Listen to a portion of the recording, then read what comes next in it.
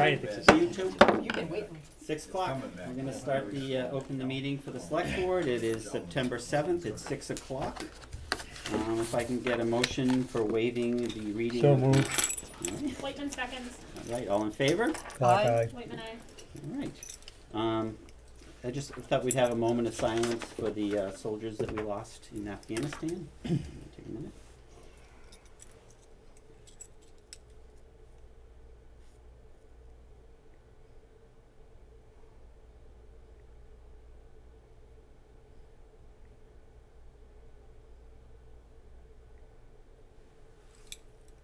Thank you. And we're going to start out with the pledge. I pledge allegiance To the flag of the United States of America, and to the republic for which it stands, one nation, under God, indivisible, with liberty and justice for all. Thank you. All right. First on the agenda is approval of the minutes from August 23rd. So moved. Second? And do you want to do them as a group? We actually have the 18th and the 23rd. Does anybody object to doing them both? Do them both at the same time. Yeah, that's right. The 18th was the special, like the off Yes. meeting, right? Yep. Yep. So this is approval for the 18th and the 23rd. And we have a motion. Do we have a second? Second? Any comments or, all right, all in favor? Aye. Whitman, aye. Hold that. All right. Approval of warrant 22 and WS and BWS. So moved. Do I have a second? Whitman seconds. Any comments? Roll call. Clock eye. Benoit eye. Whitman, aye. And Nichols' eye excluding any COA wages. All right. Public comment. Do we have any public comment? All right. Petitions. Open public meeting for the milk room, notification of change of ownership interest, approval by LL required, licensing authority certification in signature folders. So I'm gonna open the public hearing. Do we have any comments or any questions? This is a change in, Yeah, Mr. Chairman, I was just gonna say, this is for the milk room. It's just a notice of change of ownership, which is required under the alcohol liquor. ABCC. I'm blank on my initials for a moment. ABCC. all right. Do we have any other comments or questions regarding the petition? Yeah, there's a reason for it. I've just taken on a more active role in everything and day-to-day aspect, and it made sense to shift it over to a women-owned business. It's just a percentage change. Okay, no, I'm just curious, that's all. Any other questions or comments? No, Mr. Chairman, I just do want to apologize, folks. I'm having a problem with my hearing, so if I ask somebody to repeat, it's not anything to do with you. I'm just struggling to hear for some reason. So thank you for that consideration. Thank you, Mr. Chairman. Thanks. All right, so I guess we will close. Can I get a motion to close? Motion to close hearing. Second? Second? You got it. All right, roll call Clock eye. Benoit eye. Whitman, aye. and Nichols' eye. So now we just need to have a motion to approve. Motion to approve, change of ownership interests for Milkman Brewery. Whitman seconds. Any comments? Roll call Clock eye. Benoit eye. Whitman, aye. and Nichols' eye. All right, congratulations, Ann. Congratulations. Good luck. He's fired. Quick and easy, huh? Thanks, guys. Bye. Thank you. folks. Thank you. All right, so next we're going to have the department head updates. And first up is Council on Aging, Nancy Nichols. Where should I go? From here? We can hear you wherever you want to be. Oh, you probably won't hear me anywhere. Can you hear me okay? Yeah. Okay. Well, Ron can't. That says a lot. All right, so, first thing I'm gonna start off with, we're always consistently doing this, but with a new outreach person, we've been a lot more successful, just having 2 of us in the building on staff to increase resource informational services. just anything that we can get to provide more resources for the people in town. Why do we do that? Because we don't obviously have enough staffing to take care of all those needs ourselves. When we get as many outside resources and, you know, have pamphlets available, have phone numbers, have all that information so that we can send the people to the right resources. So that's the first thing. Second, we are always consistently doing this as well, but increasing programming, which would include activities, events, presentations, again, for informational resources, information to bring to people, informational resources, as well as just fun, presentations, activities. We are back to most of our activities, like book club, cards, chair caning, painting, actually chair caning is starting this month, piano lessons, and we're always looking for new ideas and suggestions. Kitchen update, I think most people are aware that the kitchen is gonna be updated to a commercial kitchen, which is great. The little galley area that we currently have, and it has kind of a dining room off of it, will be all one kitchen area. So that's gonna get started this week. The demolition will take place this week, and then the new cabinets and everything flooring will go in beginning probably this weekend, if not Monday. So we're very excited about that. The appliances have already been ordered. They'll be delivered as soon as they can be, as soon as everything else is done.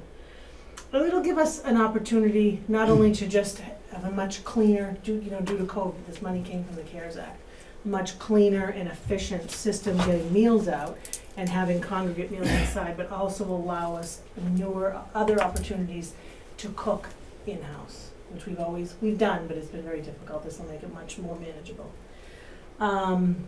Indoor market, I know I talked to the planner, Dave George, this morning. We've been talking about this idea for probably a year. So I've been collecting names of possible vendors. It would be like a farmer's market, but indoors. And a lot of the vendors have come back and said, you know what, nobody does one in the winter. So if you want to do an indoor one, do one in the winter. And I believe somebody told me that Barry, the town of Barry, is actually going to do one this year. So we would like to do that as well. So we're just kind of trying to actually make that happen for this winter. The last thing I want to talk about is the Alzheimer's initiative. That organization was out. 2 of the selectmen attended that meeting, and there's an annual walk that's October 3rd in Worcester. We have some participants of the senior community of Rutland that want to participate. So what we're doing instead is doing a walk in town on the 25th of September. So anybody who'd like to support that, make a donation. We have forms out at the library. There'll be some at the town hall. Credit will go directly to Council on Aging as being a team, but raising for that purpose, because we want to bring a lot more awareness to the town of Rutland, which I didn't know until these people came out, until the organization came out, has a very high count of people that are suffering from this. And then you have to take into consideration the families, the caretakers that also need assistance. So we're trying to bring awareness and help find a cure for that. So that's what we're doing. Other than that, everybody's been good. Our volunteers have always been consistently great to us. That's how we survive. Donations and volunteers. So, any questions? Can you tell me a little bit about Celebrity Bingo? Oh. That was a suggestion brought to us, and actually, Lyndon was one of the bingo callers. So if anybody is interested in being Several involved, times, and very well received. We do it once a month, so just contact the office, and we'd love to have anybody, police, fire, select board, anybody, students, yes? I have a question about the fair or the farmer's market type of thing. So is that just gonna be like fresh vegetables, or it can be like Norwex or like businesses? It can be other products, like the alpaca farm, I believe, is gonna participate. Goat milk soap is one of the vendors, so no, it won't be, because actually a lot of vegetables won't be available unless they grow them a different way. So it'll be a lot of different things. It won't be crafts, so to speak, but just goods that would be suitable. The idea is to have a local tie-in and a local connection, especially to honor and serve entities that are in this town or in this area. How would my mom? Thank you. Oh, sorry. How would my mom be able to contact you about that to have sell Norwex stuff? Oh, I could give you my phone number, I'll give you a piece of paper with Yeah. contact information. I have cards, but I don't have any with me. Yeah, I'll do that. Alright, thank you. You're welcome. Anyone else? Ron? If I could, just a couple of comments. I had the opportunity, every once in a while I stop by the community center just to see what's going on, say hello to Nancy and talk. Today was an interesting day. I was kidding with the board, I went in there and saw the Professional Bowlers Association. And when I'm joking, it was Wii bowling that they do to seniors. There must have been 10 or 11 seniors there doing Wii bowling. They were having a great time. It was scary to look at their scores. They were really good. And they were having a good time, and that's really what our senior center should really be about. Nancy recently, she doesn't talk about a lot of things she's doing, I guess, but she was recognizing overdose awareness throughout the country. As you know, overdoses are just increasing all over the United States, and people are dying as a result of drug and alcohol abuse. And it's sad. A lot of it could be prevented through education, like what Nancy was working on. So Nancy isn't talking about, but she's one of my few department heads that volunteered to join what's called our American Funds Subcommittee, looking how to fund American Funds Act. It has a variety of different types of pockets where you can spend money under federal government. And one of the things that Nancy, myself, the police chief, and perhaps some others are going to be working on and talking about is how we can use some funding to help with addiction issues or overdose, mental health issues. That one of the negatives of COVID has been that what has increased is some crime has actually decreased because people are not outside. But some of the things that have increased is family domestic violence cases have skyrocketed, and drug addiction is even getting worse in those kind of services. So Nancy and I and the chief and others will be working to try to figure out some mental health kinds of things that we can deal with some of that COVID money. So I think that's also good news, and we're just in the early stages, so it's going to take us some time, but that is something that we're taking a very serious look at to try to help people moving forward. And I thank you, Nancy, for that volunteering to be on Thank you that. for saying that. I did think of one other thing. Oh, go ahead. We do have a pantry that we work with the Rutland Food Pantry for convenience purposes. And this summer, I was able to, with the help of the fire chief, secure some funds for food security. So every week we've been doing what I call a grab-and-go pantry market, which has been fresh fruits and or vegetables for seniors. Again, convenience level, because that's a huge problem in the senior population is malnutrition. So that's been working really, really well, and we should be able to do it right through the growing season, through the end of October. So every week, we bring that in from the money we secured. We use Canoyer Farm, which is a local farm in Paxton.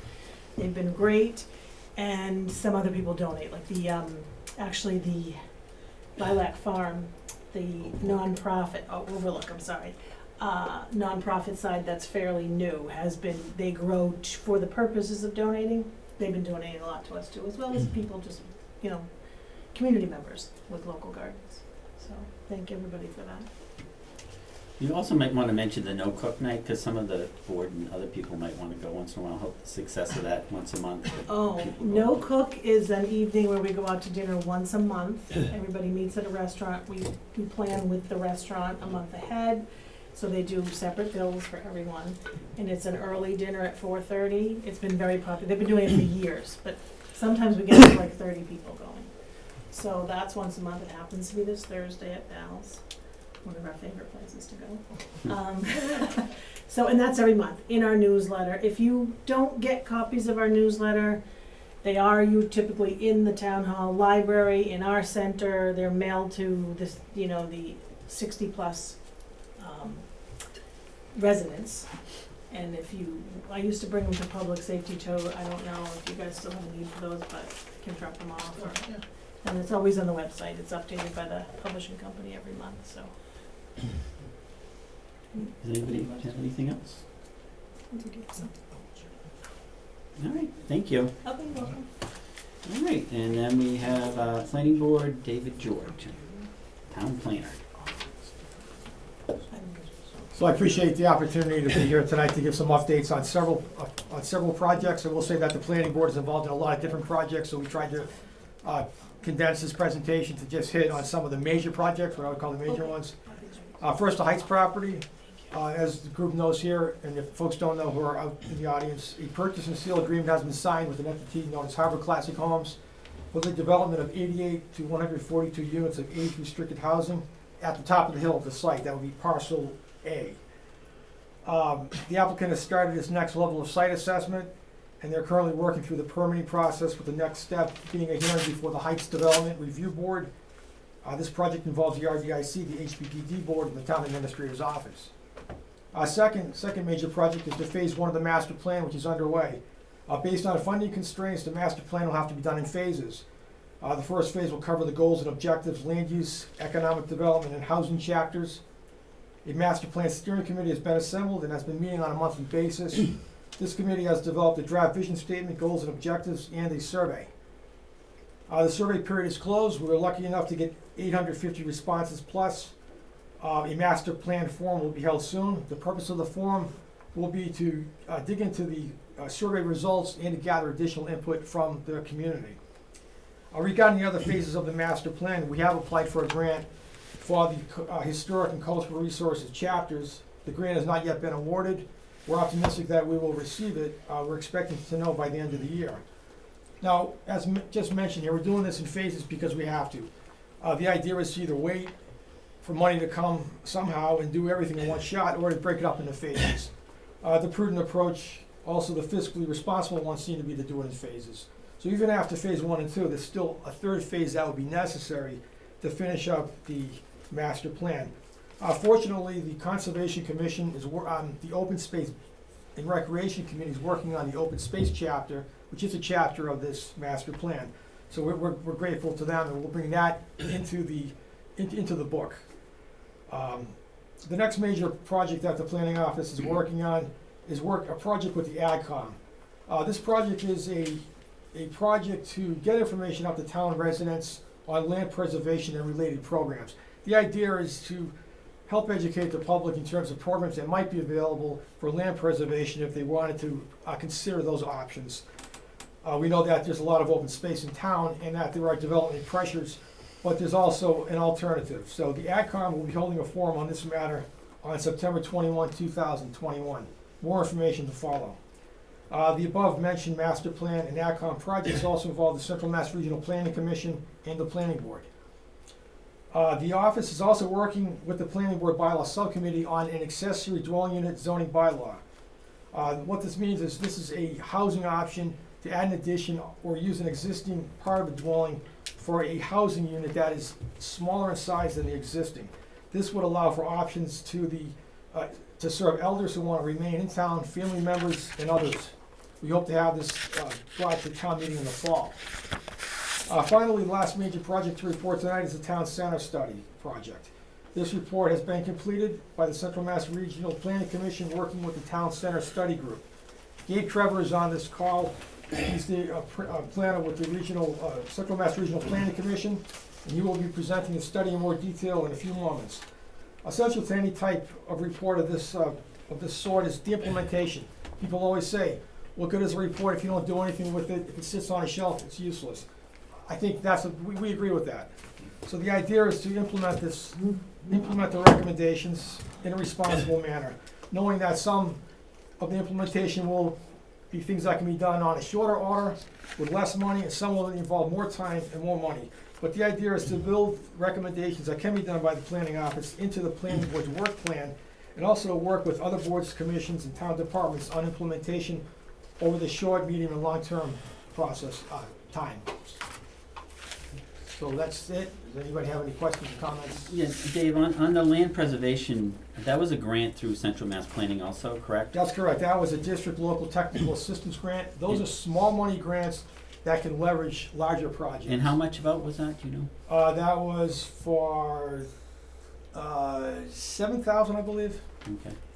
And the historic resource one that you're talking about, is that through Central Mass also that you're looking for? The historic resource one.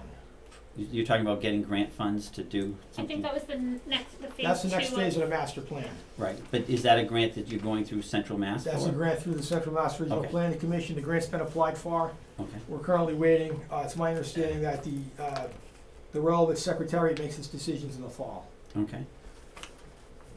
Does anybody have any questions for David? I just want to say I've been working with Dave for a lot of stuff and the planning board for a lot of this stuff, and Dave's been a pleasure to work with. He's been really knowledgeable and able to bring, current perspective, kind of current trends and everything. So I appreciate the work that he's doing, and the work planning board and everything has been doing also. It's funny going through the town center study. We started this a couple years ago. And some of the recommendations we've already hit that. So some of it is trying to being aware of grant funding opportunities that are coming up. And for example, one of them is the Complete Streets. We'll get through it, but the Complete Streets for Maple Ave, the sidewalk, which has kind of been in the works for a while. But it's nice to kind of see it put together and know where grant funding opportunities may be applicable or best utilized. So I want to thank Dave for kind of spearheading all of that and keeping us all on track for that bigger picture. Well, I appreciate you saying that, but I do offer a lot of thanks to the Town Center Study Group, which put in a lot of time and effort with some recommendations and participated in this project, as well as the Regional Planning Commission, who has a planner associated with this project as well, so, and everybody else's assistance. Thank you very much. How might a Rutland resident keep abreast of what's going on and the plans and all of that? Where would they find that information? Right, we have some work to do to update the planning department website on master plan related items. That information will be put up on a timely basis, and we'll also maybe work through the social media and the email blast to just periodically make people aware that the master plan is ongoing, and to just periodically, as a refresher, to say, here's where you can find the information, and or if you're otherwise involved, here's the contact number, which will be the planning office. Great, thank you. Anybody have anything else? Yes. All right. Thanks, Dave. We appreciate it. Thank And I know you're busy. I see at 9 out of 10 meetings you're at. So I don't know if you ever go home, but thank you. I try to be involved, where it makes sense to be, Yeah. because there's a lot of important projects that we're trying to work with the boards and commissions on. So thank you for that. No, we appreciate that. All right, and then we're going to go to regional emergency with Mike Moriarty. All right, we are currently fully staffed right now, but we are expecting to be losing one of our full-timers come November 27th to Lunenburg PD, where he's accepted a position as a police officer there. We do have plans for a internal candidate to take his position come that time, so there'll be no lapse there. We're going to be also posting for 3 more part-time positions to help alleviate with some of the overtime within the department with vacations and time off requests. Grant awards for FY22, we recently were awarded $422,000 and $422,235 from the development grant. That is going to fund my salary, so the full $90,000 will be reimbursed through the State 911 Department, the Town of Warren's assessment, the Rutland, all our radio infrastructure that is located up in the fire department in the mezzanine, which is not in a climate-controlled or secure location, is now going to be moved down to our IT room that's in the basement of the public safety building, which is climate-controlled, secure, and has fire suppression there as well. It's also going to fund a big project that's going to be starting soon, which involves installing video IP phones at every police and fire station in all 5 communities that we dispatch for. And those will all come back to dispatch, so anybody that needs police assistance, fire assistance, has an emergency or non-emergency, doesn't have a phone, can go to one of those stations, press the button, and get in contact with us. So that's going to be starting soon. With our grants, we're still waiting to receive our FY22 support incentive grant, which is around $490,000, which helps offset the budget with all the assessments, as well as our training grant and our EMD grant. The training grant is around $18,000, and then our EMD grant is around $5,000. And that's all that money comes from the State 911 Department, which helps alleviate the cost to the citizens. Moving forward, I will wait on that. I'll wait on the tower project there. We just finished an RFP, being and Ron. But moving forward, I have 3 more RFPs that are gonna be coming to the board. One is gonna be CAD software. It's the software that all our police and fire departments utilize to enter in all their information, do their reports, EMS reports, police reports. That's a big project, and that's gonna be fully funded by the state 911 department. The other one is our last and final tower site, which will be in Southbury. And that will alleviate all the dead zones in Southbury that we currently have right now, which is a big safety risk for the police and firefighters out in that community. Also, that is being funded fully by the state 911 department. We've already received the money for that. It's just moving forward with the RFP and the planning. And then just a couple community outreach events. Next Saturday, I believe it is, the 18th, between 1 and 4. My department will have a booth set up at the Barry Public Safety Day, which is going to be held in the town common. And then at the Rutland Public Safety Open House, which is October 17th, between 10 a.m. and 2 p.m. I will have some of my public liaisons there who will have text to 911 information, activities for kids. We'll have information on our regional alert system, which will provide alerts to citizens regarding any big incidents happening in town, whether it's a natural disaster, car accident that has a road closed. And then 2 other things we'll have is they'll be set up to do missing kids' IDs, which is an 11x7 sheet that will have your child's photo on it, fingerprints, and all their demographics on there, contact numbers, and all that stuff. And it also has 2 smaller IDs that will be laminated for you as well, that you can hand to police officers. Hopefully it never happens. If your child ever goes missing, you can hand that ID to the police officer, and that's pretty much all the information that they're going to need regarding your child. We also do it for seniors, for early Alzheimer's, dementia, and all that stuff. Somewhat the same thing. Does the senior center know that? Yes. Yes. That one's a little bit different. That one puts all their medication, healthcare stuff on there as well, so it's a little bit different than the kids, but we do offer that as well. It's a mobile unit that we have, so we can go anywhere, go to any event, any school, anybody that is hosting an event that would like that there, or any of our assets, they can reach out to us. So you have that mobile unit all the time? It's not Yep. just kind of for public safety events in the area?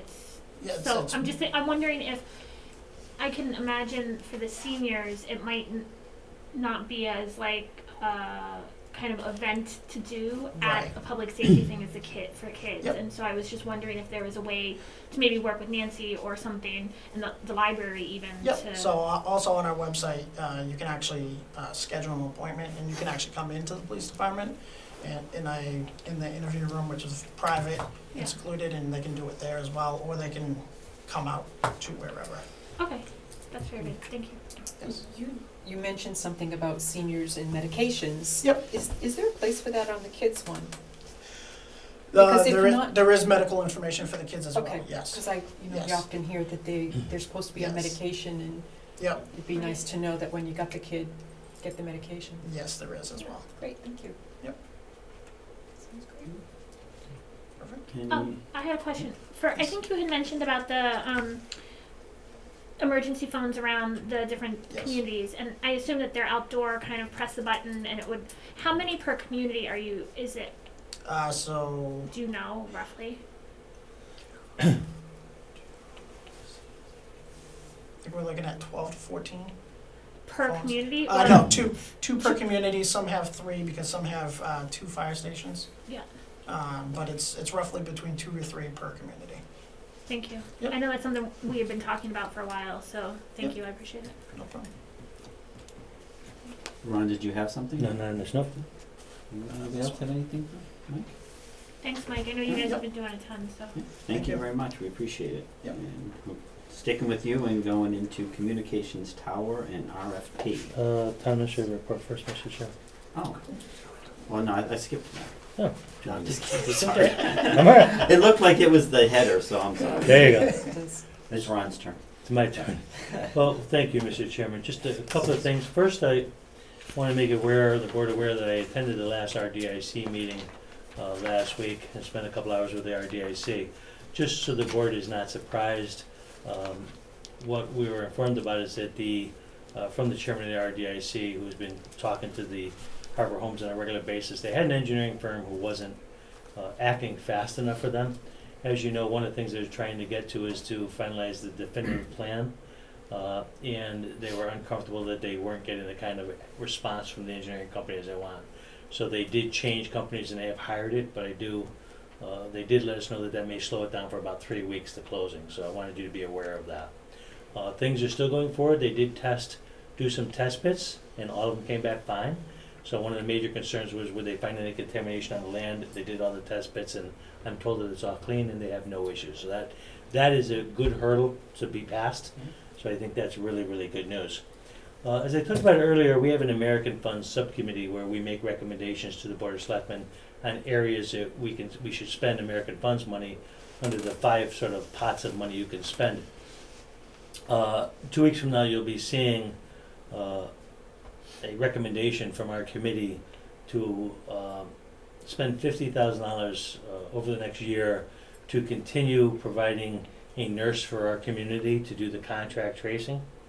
The CARES money is no longer available, so if we want to continue to have a nurse call up when there's a COVID case, to call up family members and relatives and people who might be in contact those people and let them know what's going on, that we're going to have to fund it under this thing. So our committee has recommended it. It was too quick to get it on this agenda, but from 2 weeks from now, you can expect to see that on the agenda. Had an interesting call today. I've been calling up, as I told you, businesses and getting their email addresses and contacts.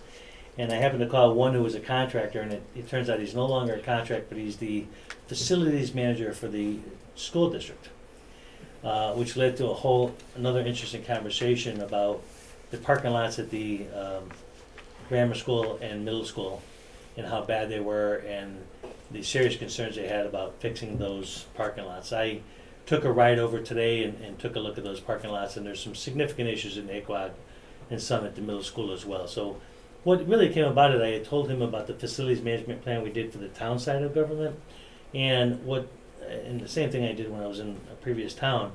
I first did one for the town side, and then we went back in another community compact and applied for funds to do one for the school side. It convinced me I need to do the same thing here. Is that I'm probably going to apply the next round of community compact money to have them look at the schools that are specifically in Rutland, because we're responsible, as I understand it, to take care of all those parking lots and stuff. So they have no estimates for the cost of what that would be and everything. So we need to go down that track and find out what those costs are. And obviously it's easy to identify problems, harder to identify money to take care of them. But I think we need to go down that path as well, because you can't develop a plan unless you have an idea as to what the costs are going to be. So I thought that was a very interesting conversation today. Again, I've been negotiating a contract with the current assessment services company that currently works for the town. We finished the RFP. They were the only bidder. Frankly, my team reviewed the RFP. Obviously, they're qualified. They've been doing it for us for a long time and for towns all throughout the state. So right now I'm working on the contract, and that should be done in the next couple of days, but that will also be on our agenda for the next meeting. So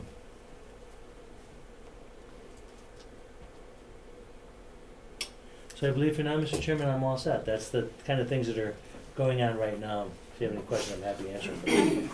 I have a question, if I may. For the community compact grant for the parking lots and everything, can we just make sure to take in consideration the potential for developing the current driveway into a road? I know that that's down the road, but I just don't want to have them work done. You know what I mean? So let me give you a different answer, because that's a different question. Right now, there's a communication tower that they want to put up right off that road. One of the things that me and Joe Buckley have been talking, and we're going to bring forward to soon, is we're asking them to do a survey of that road for free as part of us giving them the right of way. So that's where you may see the answer to your question as And part of that survey. I'm just saying that when they are evaluating the driveways, the parking lots, whatever, that they're mindful that may change. That whoever does through the community compact, whoever does the analysis of the parking lot areas, is aware that may change and how that may dictate the change. I'm not sure, but just be mindful of that. That's please. fine. We would absolutely be. Okay. But when, in terms of the school facilities, in order from the community compact, they would have to define the school property. So we would look just to deal with the parking lots, not at all that road issue. Okay. But you're right, they're gonna interconnect, so we need to look at that as a combined kind of project. And I know that that's down the road, but I just want to be mindful so that we're not. No, it's a good point. Thank you. Anybody else have anything? Oh, I'm sorry, one other comment, Mr. Chairman, is we'll all find in your books, the chairman and vice chairman had asked me to get a list from the town accountant, and I know they even asked the town accountant themselves for a list of articles at previous town meetings, where there was still money in those articles. I provided that to you, I just got it today, it's in your books. I actually asked the town clerk's office to give me a copy of each of the articles so I could read and find out what they were, because I wasn't here at the time some of these articles were passed.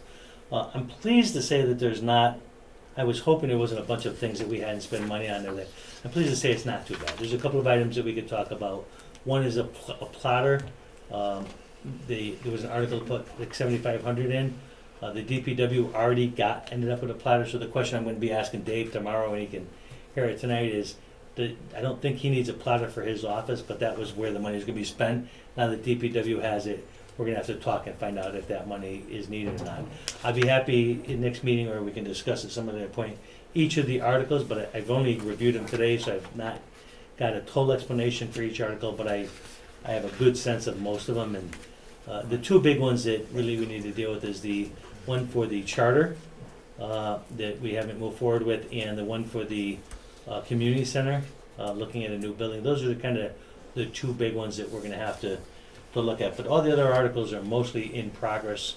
You have to look at the one for the cable to find out exactly what they had requested that money for, but a lot of the other ones are being spent, in the works, that kind of stuff. Yeah, so we have been asking for it for a while, so I will want to put it on the agenda next And we can go time, through it, so by that we next, can go through it. I'll have all the answers clearly for next agenda. I know most of them now, but let's have that discussion next meeting, and we can go through them line by line. That way I have a chance to ask David, about the plotter and other things. I have one other question, if I may. And I should know. I wasn't able to watch the RDIC meeting, so I think you had said that there was an engineering holdup. Was that town side engineering? Because I think it was the road driveway, or not? That was. This is the Harbor. detailed plan of Harbor Homes. Okay, I just wasn't sure where it was. And like I said, I didn't watch RDIC. Normally, I try to hop on or watch the video, and I haven't had a chance. Yeah, no, yet, one of the things they have to do for the closing is they have to present the detailed plan, get approved through the planning commission, and that's a lot of work. That's the significant piece of that proposal. So I'm told they hired a much better engineering firm. They think has better capabilities to give them what they want. So Okay. That's what's going on. Thank you. I appreciate it. Anything else? Okay, thanks. So Ron, you're gonna introduce the communication tower and RFP, or? Yeah, is that the next item? Yeah, Okay. that's fine.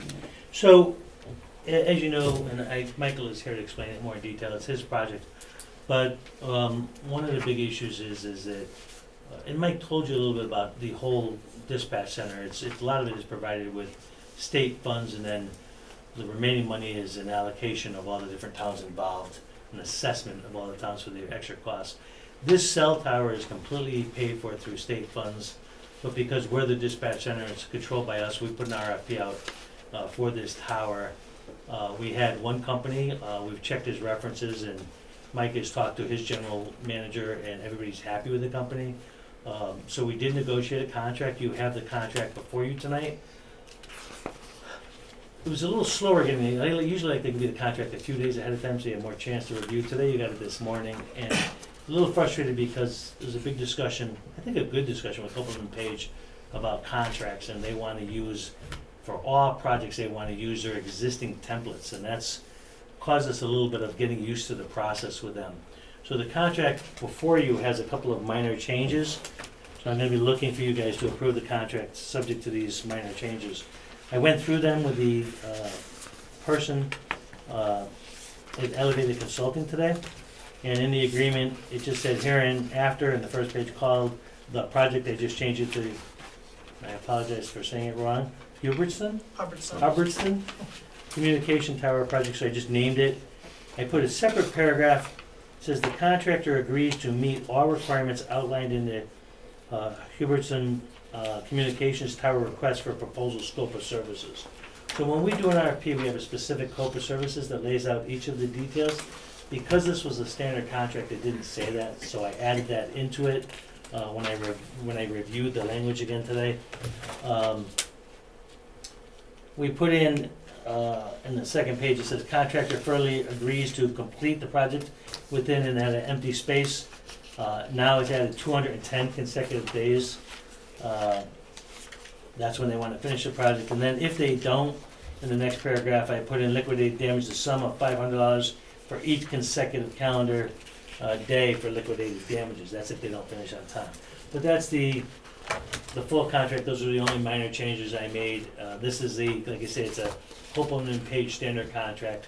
I just tweaked it to make it fit better for this particular project. And with that, Mike can talk about, I guess, the more details of the project if you want to hear more about what the project itself is.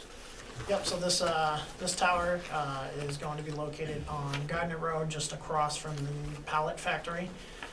This is our second to last tower to be constructed. This will relieve all the dead zones in northern Hubbardson and northern Barry as well. We have dead spots in both of those areas. It's going to alleviate all that, as well as give us a possible revenue source in the future. So this tower is being constructed to be able to hold not only all of our equipment, but additional two cell phone providers.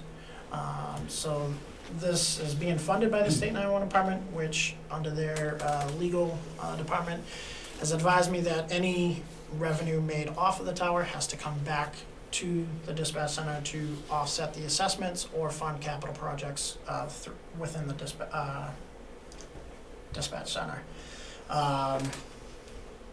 So I know the Hubbardson Town Administrator is going to be producing an RFP for those cell providers. That is, they wanted us to build this bigger so that they could get cell phone providers out there because they have no service out there. So I approached the State 911 Department, and they were generously gave us more money on top of the money that they gave us in FY15. So we have roughly around I think $550,000 to complete this project. As you can see, there's $425,000 just to do the construction for the steel, the shelter, and the driveway and utilities to that site. We do have additional equipment that we do have to purchase later, so that will bring it up to that $550,000. That's currently what we've got going on right now. So this will eventually potentially help some of the dead zones that people have there's so many around this town, so. Yes. Yeah, nice. Hopefully. Well, for that, and we'll get money for it. Yeah.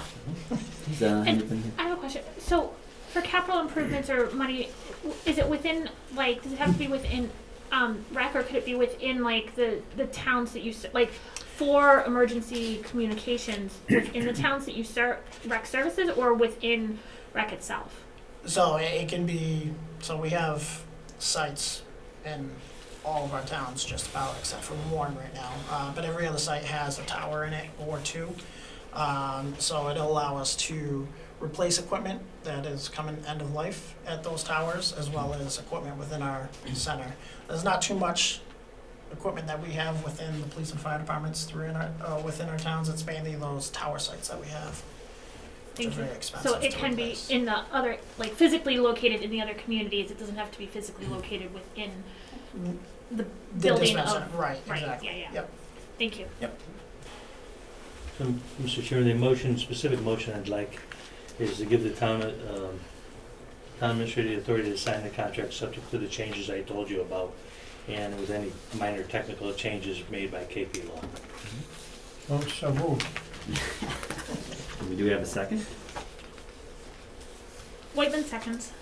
Any other discussion or questions? Roll call vote. Clock eye. Benoit, aye. Whitman, aye. and Nichols Ave. All right. Thanks, Mike, Thank and you. thanks You appreciate it. Hubbardston also for Thank you, sir. Nice job. the collaboration and everything. I'll clean up the contract, hopefully tomorrow will be all done. Okay, sounds good. All right, Have a good so, night. thank you. So Dave, I guess we're gonna go to the town center study. I believe you have somebody here from Central Mass Planning. Yes, so back to the town center study, we do have Gabe Trevor from the Central Mass Regional Planning Commission. He's gonna be making a presentation of this report at this point in time. Now, I know we have a copy, Dave. Now, that's not Yeah. something that, do we have something that can be displayed for the public or no? Yeah, if you guys, I don't know if I'm allowed to screen share, but I have it pulled up in a browser, so I can just share that window if that would be helpful. Are we able to do that, Tamika? Yeah, Gabe, is there a button that says, ask to screen share on your side? Yeah, I clicked it. It says host disabled participant screen sharing. So. Well, here comes the Here come the tech guy. Yeah. And while I'm presenting, I can't see any of you. So if anyone has a question, or if Dave, if you want to add anything, or Leah, since you were in the study group, just feel free to butt in, and I'll try to let you talk. Sounds good. Thanks, Gabe.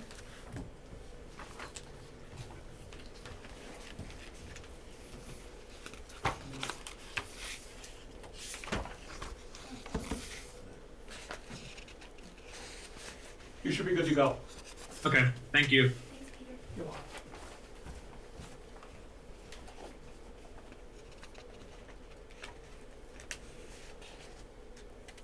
Okay, can everyone see that? Yep. Great. So yeah, thank you so much for having me today. Thank you, Dave, for. Is it still working? Yep. Yep. You're good. Oh, there we go. Okay. Yeah, thank you, Dave, for getting me on the agenda. And I know Leah's in the meeting. I don't know if anyone else in the study group is in the meeting, but thanks to everyone who participated. A little over a year, or probably, almost 2 years ago, maybe like a year and a half ago, and I believe late March or maybe late February, the town commenced this town center study with the goal of producing a town center strategic plan. And so we've put that together, myself and the study group and Dave, and I'm excited to see if the select board has anything to say about it. So just to go through it really quick, we're just going to go over the project origin and just some of the background on the study group, then what we did for visioning, which was primarily the study group doing site walks, and then we also conducted a survey. And then moving on from that, the recommendations that the study group produced, which are in 3 main areas, and then there are some supplemental materials. So like I said, thanks to Dave for seeing through the project on the town side. Ron Barron, he helped launch the project. I have to thank him. He's no longer working at CMRPC, but he did put me in touch with Dave and help get the ball rolling.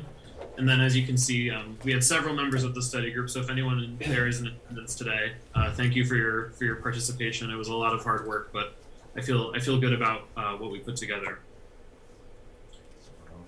So, did someone say something? We're good. So Project Origin. In the past few years, the town of Rutland engaged in a number of plans related to housing development. One of the main goals that emerged was a desire to diversify the town's tax base by attracting more commercial development. As you all know, there's been a substantial growth in housing stock in the town, and it was felt that it was important to try to incorporate that into development in the town center. Improve the commercial tax base so that the town can provide more services to the residents who live in these in the new housing development. And so the study was conducted by the town of Rutland and CMRPC. We received a planning assistance grant from the Executive Office of Energy and Environmental Affairs to conduct the study. The study group consisted of around several town residents, We met about monthly throughout 2020 and 2021. With COVID, it kind of we slowed down our progress a little bit, but even through COVID, we were able to meet. The survey that we conducted brought in over 600 responses, and we tried to send it out to the community as widely as possible through town media platforms. And from that, we've developed a set of recommendations. So starting off, we wanted to identify a study area. And as you'll see, some of the recommendations do kind of go beyond this study area, but we felt that it was in line with, kind of the goals that we had identified. But broadly speaking, we were looking at the intersection of routes 122A and Route 56 in Rutland Town Center. This is where the majority of Rutland's municipal buildings, churches, and mixed-use retail and dining development are. There's some limited multifamily housing, but mostly single-family housing. And then as you go along the highways, the density reduces into a pretty rural landscape. And again, if anyone has any comments or questions, feel free to butt in. So the first major part of this of the study that we conducted, along with sort of the study group meeting and discussing all these issues, was the Town Center Study Community Survey. We received over 650 total responses. The survey was distributed through the town website and Facebook page. We were able to do an email push through the local public schools, and committee members also shared it in their own social circles. In the following slides, I'm going to detail some of the responses we got. But overall, I think the four main takeaways we identified: town residents really want to maintain the small town feel in Rutland. There's a strong desire for traffic reduction and pedestrian safety in the town center. An increase in parks, recreation, and retail was desired, as well as a strong opposition to housing-focused development. So going through the survey results, and these are kind of lengthy, so I'll try to get through them quickly, but again, if anyone has any comments, please butt in. So first, just looking at who took the survey, 98% of the survey respondents are actually residents of Rutland. 3.4% or 22 respondents are business owners, and then 7.8% are employees or volunteers in Rutland. And then as you can see, we had a pretty strong, I would say diverse makeup of residency length. Sometimes these surveys can, you only end up bringing people who are really involved in the town civic life, but and have been there for a while. But as you can see, about half of the respondents, 60% of the respondents have been in town over 10 years, but a solid, around 40% of respondents have been in town for less than 10 years, and that was split pretty evenly between that 1 and 5 year and 6 and 10 year cohort. So I think a pretty good makeup that I think is fairly representative of who's living in the town, and I think a lot of that strong response was due to our push through the schools. So I'm happy to see that, and I think the committee was pretty happy. We did a second push through the schools to try to improve that specific statistic, and I think that worked. So the first couple questions were kind of were open-ended questions, and we kind of wanted to get a sense, if we let people sort of speak their mind, what were their favorite aspects of Rutland Town Center, and then what were their least favorite aspects. And as you can see, and this is reflected in some of the more quantitative answers, small town feel, I think we really summed it up. So we took all these narrative responses and put them into a word cloud to kind of pull out what the big words were. And as you can see, we're talking about community, the common, the church, the field. Small town feel is really, I think, the key takeaway from this. And I'm happy with how that turned out visually, because I think it gives that message. And I think, surprising no one, the least favorite aspect of Rutland Town Center was traffic. Specifically, people brought up the intersection that is kind of at the core of our study area, as well as the drive-through connected to the Dunkin' Donuts at that intersection. That was really the main issue, and just general, traffic, busy, either, we want a traffic light in there, it's too congested, that sort of thing. And again, if people, I can talk to select board members if anyone wants sort of the nitty gritty answers. I can make those responses available if people think that would be helpful, like the specific responses. But I think we kind of put them all together. I think this does a good job of showing what people were really upset about in town center. So then for question 5, we asked, what type of development do you feel Rutland Town Center needs more of? Check all that apply. So, they were able to pick multiple responses. As you can see, the top 2 responses with over 40% were parks and open space and outdoor recreational facilities. Retail was, 3rd place, just over 40%. And then, you see a significant dip, but personal services, fast food and drive-through, office space, mixed-use, commercial, those are all scoring kind of, middling. And then at the bottom, you'll see light industrial and then residential. And then we asked the opposite question: what type of development do you feel Rutland Town Center needs less of? By far, single-family residential and multifamily residential both scored over 60%. So over 60% of respondents feel that Rutland Town Center needs less of that. Again, it's kind of the inverse of the prior question, but I think that huge jump for the residential really put it in perspective. And then otherwise, we're not really seeing as strong a consensus for any of the other categories. Yeah.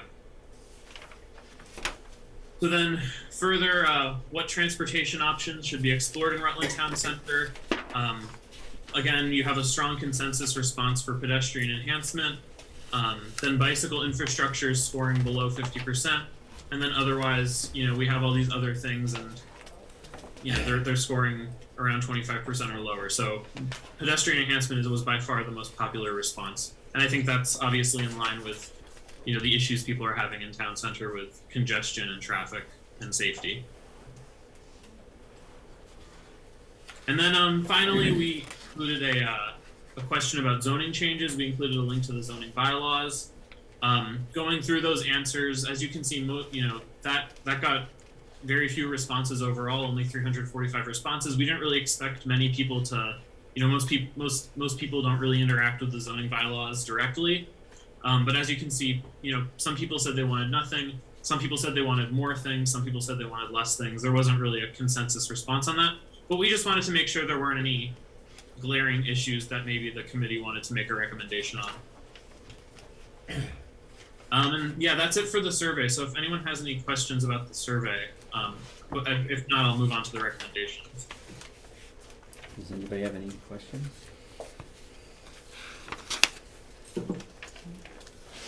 I think we're good. Move on. Okay. Thank you. So yeah, moving on to the recommendations. The first set of recommendations relates to placemaking in history. Seeing what people wanted where they want a more vibrant down center, they want more of these amenities. They also want, to improve pedestrian safety. We really felt that these things kind of came together in a nice way. Kind of make like a more holistic town center. So we kind of wanted to look at how do we brand Rutland? How do we bring people into Rutland who might not live in town? And so I think Rutland is a really unique community. I work in a few different communities in Central Mass. I think for Rutland's size, it has a really strong civic life. And it also has some pretty notable historic and geographic attributes. It's one of the tallest, one of the highest elevation areas in Central Mass. It's the heart of the Commonwealth. You have the central tree. On top of that, you have Rufus Putnam and some Revolutionary War history going on. And overall, I think you have a town where, compared to some other towns, you really do have, I think, pretty strong participation in things like the select board and planning board, and all these different commissions. And you have different events over the years. So I think highlighting that and kind of strengthening that aspect would be really cool. So just going through these, constructing, so these are just recommendations from the committee for things that could happen. Constructing a pavilion in the town center area for events, adding benches and tables to common areas near the library and on the common, develop some sort of program for town center commercial buildings to promote awnings that would go over the sidewalk and maybe, encourage people to walk more, and kind of, allow people to gather under the awnings so that people are outside, and they aren't, under harsh sunlight or stuck in the rain if they're outside. Encourage a more active business association along with a Main Street organization that could support placemaking and marketing. And then several different marketing options. Develop town center or historic site signage for placemaking, a map for visitors and tourists, information kiosks in front of Rutland Town Hall and at historic sites, some sort of headquarters for a Main Street organization that could also double as a visitor center to host these things, so that could be a storefront or a separate building, and then maybe incorporating the launch of these initiatives into different town celebrations like the 4th of July, the 300th anniversary celebration, that sort of thing. And then throughout the recommendations, we talk about priority parcel development, and you'll see later we have a map of these priority parcels. But I think Rutland does have this agglomeration of these public spaces, either town-owned or owned by, by churches or the library, where it would be relatively easier to host events. So just encourage these events in these public spaces, and really make an effort to maintain the status and appearance of these green spaces in the future. I know there's been talks about we'll get into this later in the recommendations, but we talk about potentially any changes to the traffic patterns of downtown. I think that could happen, but we really want to make sure that those green spaces stay in effect, so that when people get into downtown, they actually can go places, and we're not just destroying that. And then also looking into developing historic sites for tourism. One of the recommendations that emerged was a sightseeing tower. Again, Rutland is at this high point in the state, and like the Pilgrim Monument in Provincetown, that could be an attraction where people can go up there and see all around the region, look out to mountains and that sort of thing. And then renovations to the Wood Studio on Memorial Field, and potentially some sort of historic marker at the former sanatorium property off Wachusett Street. That could be attached to outdoor recreation, which we get into in the later recommendations. So any questions about these? Anybody? No, I think we're good. Thank you. So again, getting to that traffic question, we have a bunch of recommendations for connectivity. Obviously, it's a big issue, but I think there's a lot of things that could be done to improve traffic safety in Rutland, while also connecting you have the rail trail, you have Putnam Park, you have the Heights property. There's a few different locations around town center that I think that the committee thought could be better connected. So part of that would be complete streets. So we were looking at Palmagussit Street from Miles Road to Main Street. It was believed that funding could be secured in TIP. Maple Avenue from Main Street to Rutland Heights, which I've since learned that funding has been secured for complete streets along Maple Avenue. Main Street from Putnam Park to Central Tree Road. So kind of just looking at that stretch as the town center road where, it's friendly for pedestrians. And then on top of that, changing the unnamed road along the elementary and middle school to a way that has complete streets. And then looking at connecting the trails and parks, connecting Miles Road and the rail trail to the library. There's a bunch of parcels north of the Rutland Library that are owned by the town of Rutland and Wachusett Greenways. So you could either have some sort of bike trail or just build out a hiking trail that could make the rail trail easily accessible from downtown, keep people off the road. There are wetlands in that area, but if this was pursued, you could look into bog bridges and try to mitigate that issue. And then also north of Putnam Park, possibly building out rail trail access through Putnam Park. And because the rail trail is really a great resource that Rutland has, but I ride on it a fair amount, and it is kind of difficult to actually get into town center from the rail trail. So it would be nice if people come there from around the region. It would be nice if they could visit town center. There's a chunk of undeveloped subdivision land on Main Street owned by Blair Development. So we get into this in the recreation section, but that could be something that if it went onto the market and the town were able to acquire it or encourage its development, you could build trails to sort of make those residential neighborhoods on the south portion of those that subdivision land better connected, along with potentially recreational hiking or biking trails. And then, connecting Putnam Park to town center with sidewalks and complete streets along 122A. And then we have some more connectivity recommendations, more focused on road makeup. So traffic control, we're proposing a few possible traffic control measures. Traffic lights potentially at the eastern intersection of Route 122A and Route 56, so sort of in front of the Historical Society and Fire Department. Transverse rumble strips along Main Street and Route 122A, like in that core town center area, so that people aren't, speeding past town buildings and potentially putting pedestrians in danger. And then also, we could reduce the speed limit along Main Street and Route 122A along with those rumble strips. And then also just pursuing a general traffic study of, more broad changes to the town center road layout, with the goal of managing that state road traffic and traffic from the heights and the schools. And that could include implementing one-way streets on certain of those roads surrounding the intersection, constructing some sort of traffic circle that could better move along traffic, or, and this would be a big, a huge goal, potentially rerouting Route 56, which would be obviously a very long-term goal, but could actually, make overall traffic management easier in the long run. And something that came up in the study group was the building assessment that's going on through the community compact.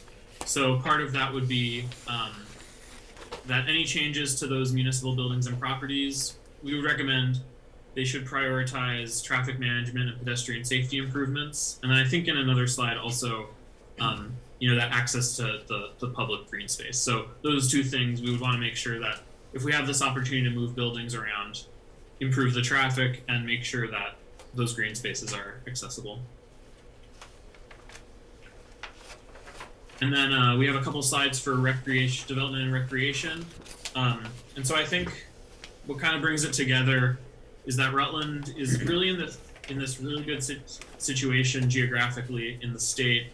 The state park is easily accessible by pedestrians via the Rutland Mass Central Rail Trail, or by car from downtown. Rutland is also really close to Wachusett Mountain State Reservation, Leominster State Forest, Moore State Park, Spencer State Forest, and a lot of destinations along the Lost Villages Scenic Byway. And so we thought it might make sense if people want this retail and we have these recreational opportunities near Rutland, really trying to promote Rutland as a potential center for outdoor recreation in the region, by developing different parcels for outdoor recreation, maybe promoting indoor winter recreation, and then on top of that, promoting businesses that would be adjacent to those resources. So something we discussed is that, surprisingly, we have all these state parks and such in Central Mass. The closest specialty, camping, outdoors, outfitter store is in Framingham at the REI. We don't really, Rutland could have, maybe not an REI level, but some sort of specialty store could be part of that conversation. And so, part of that would be this priority parcel strategy. And I get into this in a later slide. There's a bunch of grants we could, the town could look into. But looking into obtaining these properties, to some certain properties that we've identified for recreation and development. Trail and park connectivity, connecting the rail trail to downtown. And then looking at priority parcel development for several purposes related to recreation, including hiking and mountain biking, water access, forestry, and access improvement. And that could happen at Putnam Park, the town-owned property at the former sanatorium site off Skyline Drive, the Blair Development Holbrook subdivision land on Main Street across from the cemetery. And then we also identified several parcels for retail and mixed-use development. Again, if the town came into money or was able to direct development. There's various parcels adjacent to and behind the post office on Fairview and Maple, as well as a 98 Memorial Drive north of Memorial Field, if that, came up on the market. And again, if these building assessments, in the building assessment, kind of prioritizing these commercial uses and indoor recreation, if buildings are moved around, trying to develop space where things could go. And so that's basically all. That's all the recommendations. If anyone has any questions, I can go through some of the supplemental material, but that's sort of the bulk of the recommendations. Anybody have any comments or questions? Jeff? May I? Thank you, Jeff Stillings, Lord Lane. A couple of things jumped out at me. Excellent presentation by CMRPC and by the members of the study committee.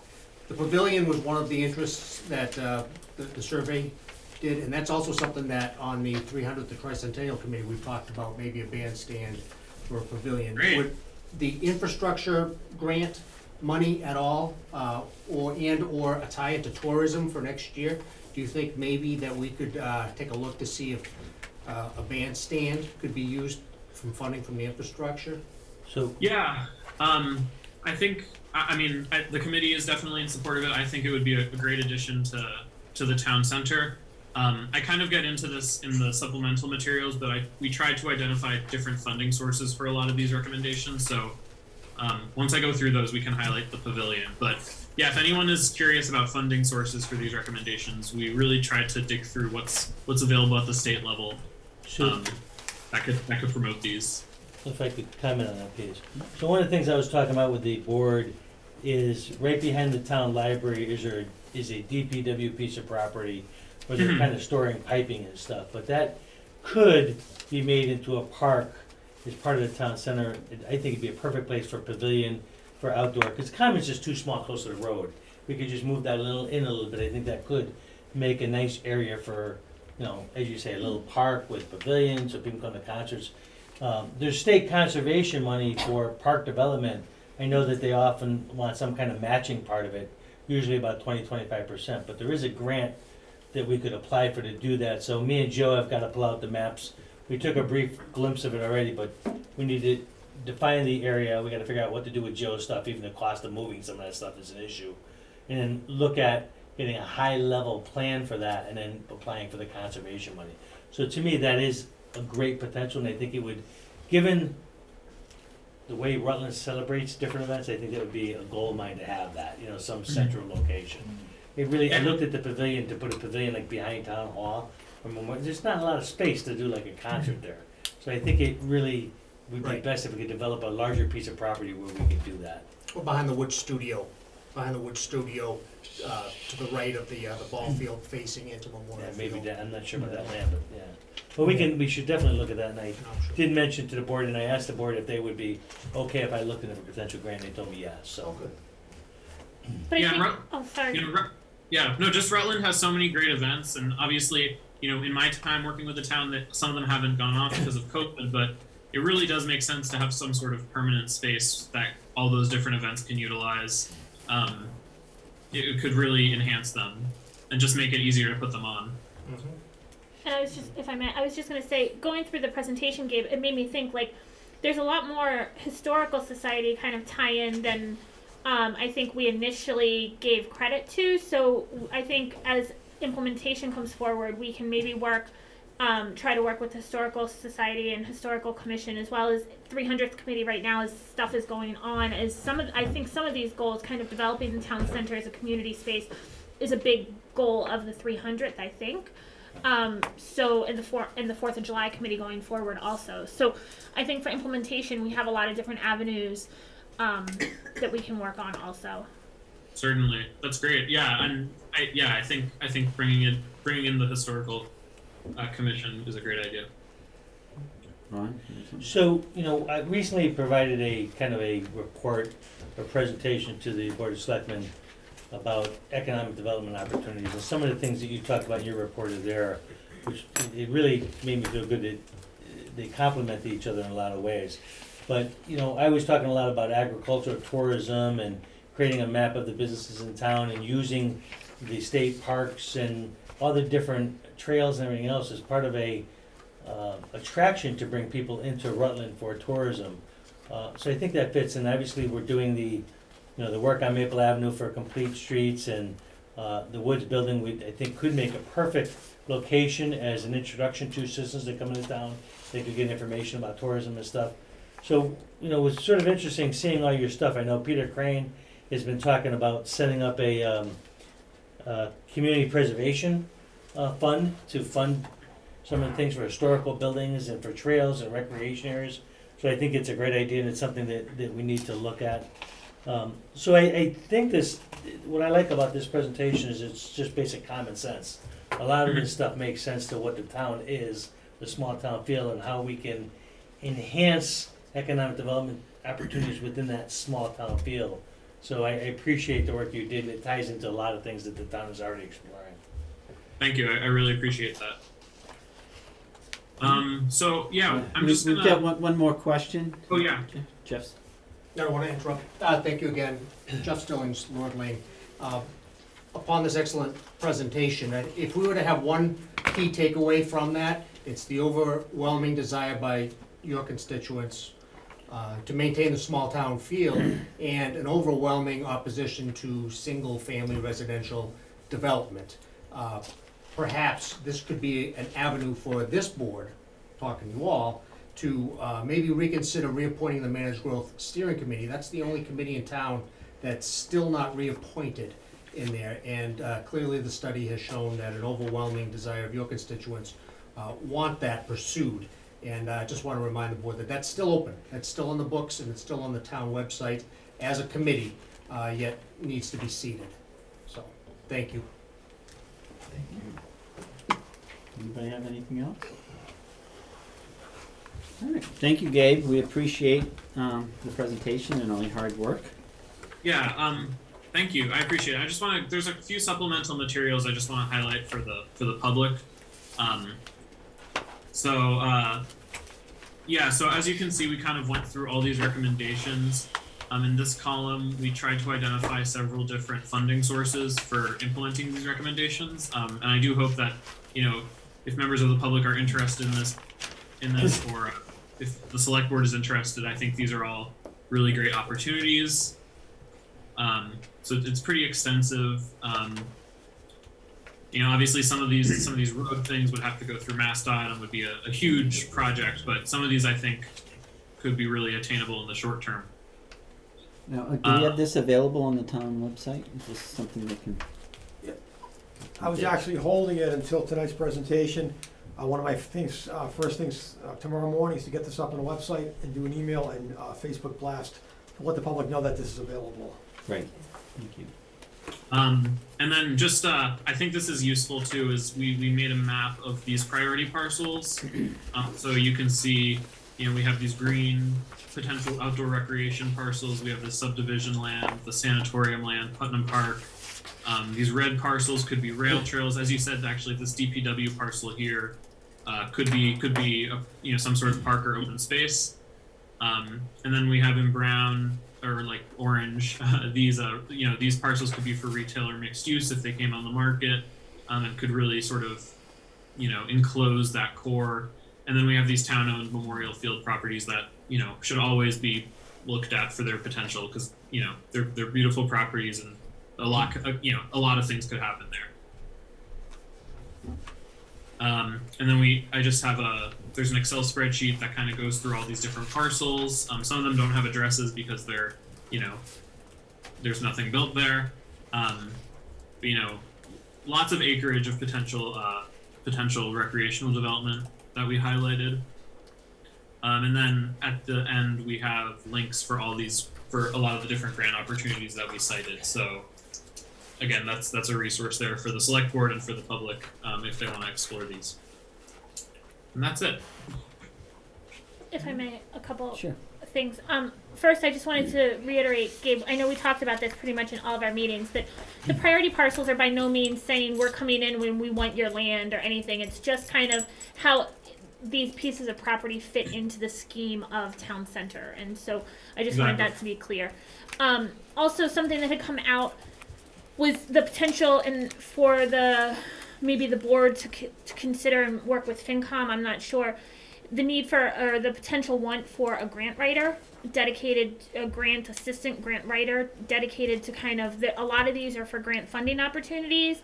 The consensus among the study group seemed to be a lot of the funding that town's going to be able to move forward with is going to have to come through grants, and how we can manage that if we can somehow, but have a dedicated grant writer, obtainer and writer that has that experience, that's dedicated to that, and how that works. Get a grant to fund the grant writer to start, and then have them kind of self-fulfill somehow. We're not sure, but just that came out a lot, that there's a lot of grant opportunities and it's a lot of work. And a lot of different boards and commissions and departments have also commented the want or need or desire to have assistance in obtaining grants also. So I think it could be a huge benefit for the town as a whole. How that transpires, I think we need to be creative about, because we obviously don't have the funds to fund that position. But that's something. And the other thing, just to kind of reiterate what Jeff had asked, I would like the board to consider the Managed Growth Steering Committee, and maybe even that's retweaking their goals and objectives. I was under the impression when we had seated that commission originally, or that board originally, that we would kind of follow the progress of the Managed Growth bylaw, so we know, is it what's working well, what isn't working well, is it accomplishing goals and objectives, is it not? In addition to, now we have the data from recent data from citizens in the town center study. I think the master plan data is very similar in respect to single family growth, and so just how we can do that, given how much property in town is already owned by builders and everything, and how we can make a conscious effort towards something sustainable. And so I just would like the board at a future meeting, if you're amenable, to consider.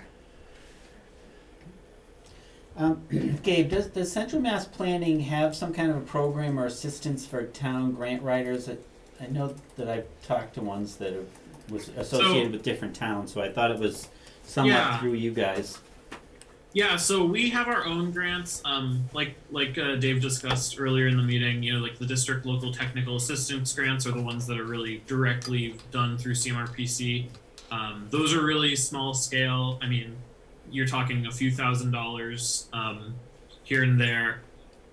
Something that we discussed at the study group, so something we've facilitated for other towns is actually a shared planner.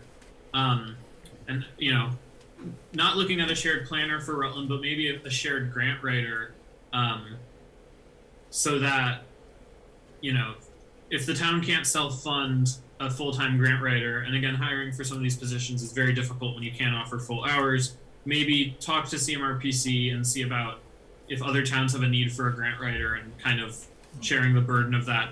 And then that the shared planner, I work, it's for Millville, Mendon, and I believe Uxbridge. That's something that CMRPC helped facilitated, and part of, you know, getting that program rolling, we were able to obtain a grant from the state for some sort of like municipal administrative assistance grant. So I think there's options on the table, and I need to put Dave in touch with, I need to get the ball rolling on that at CMRPC, but there's some people on staff who might know more about that than I do. Okay. Yeah, because I thought the town of Berry at one point had a grant writer that was partially funded through you guys in some way, so yeah, we can pursue that. I don't think we. I'm pretty.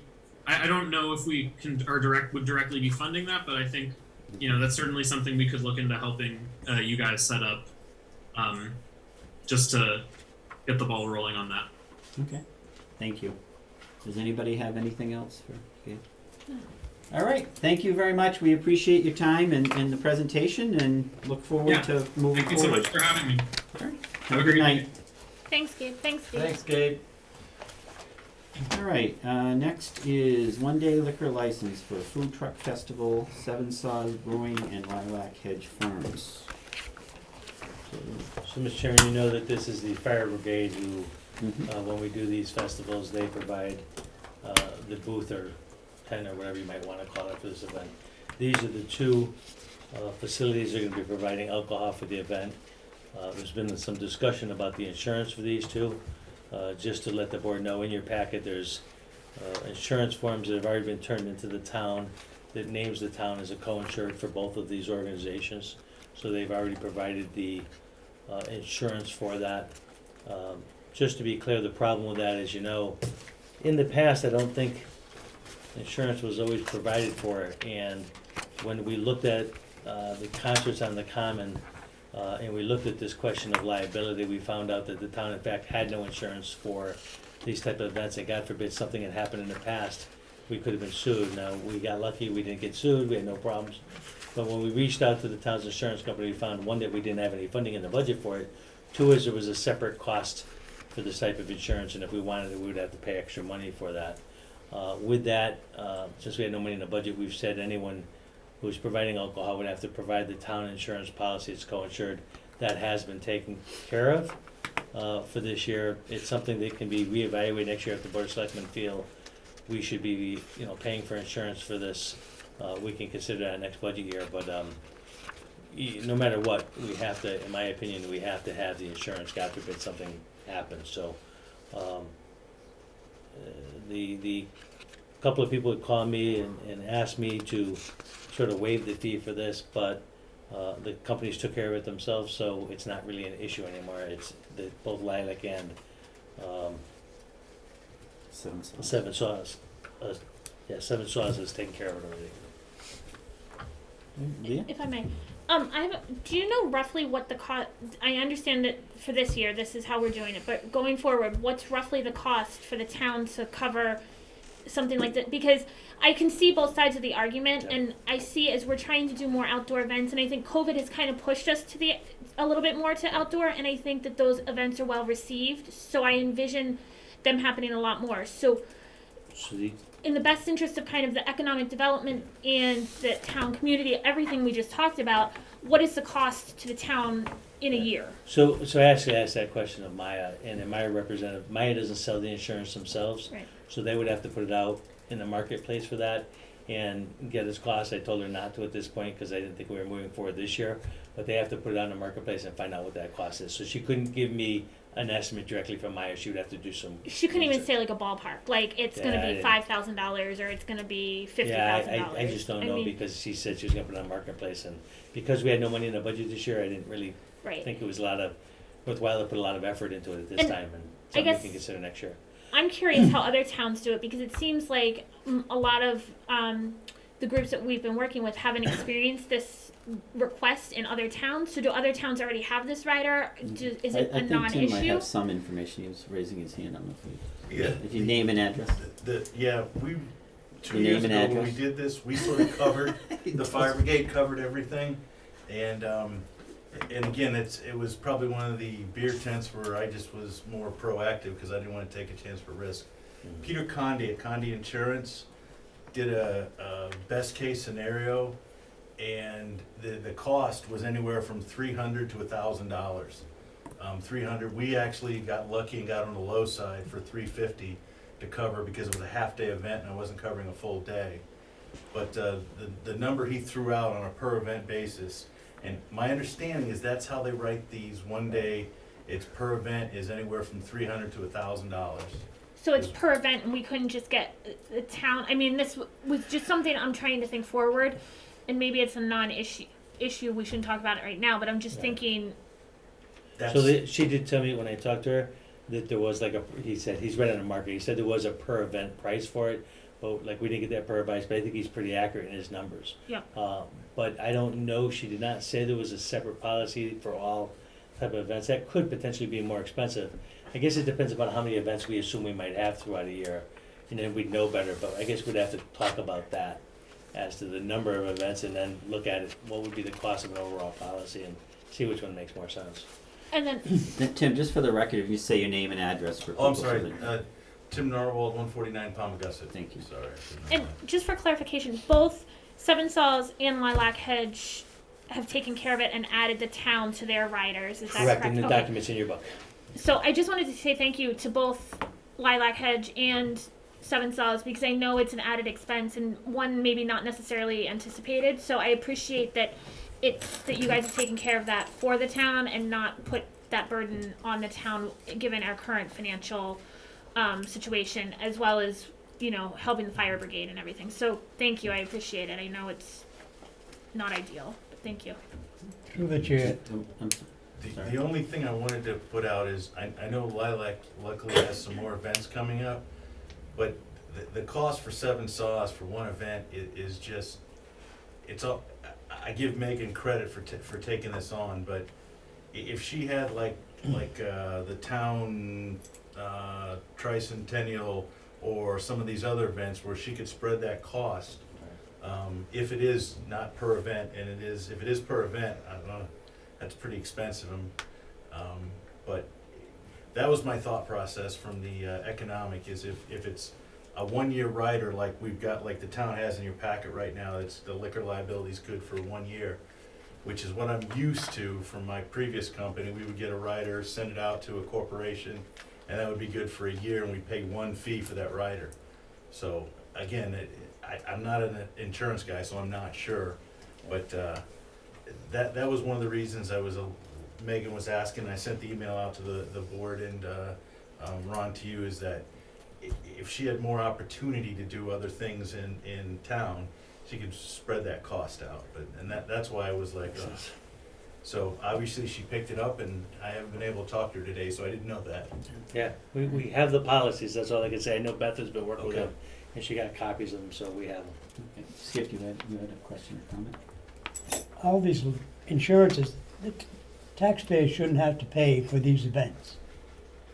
So why are we even looking at increasing the expense of the town for parties and all this type of operation? I just don't get it. I just know where you're coming from. And I guess I see it as if there are events that are Yeah, but the open to the- taxpayer's paying for it. For this insurance that we're furnishing everybody, the taxpayers are paying for it. Well, Where are that- you coming from? That was my question, was Study what that is the just put up. what is the cost, and if it's events that are going on for, you know, the concerts I on the don't care common if are it free. went on for 1 day or 10 days.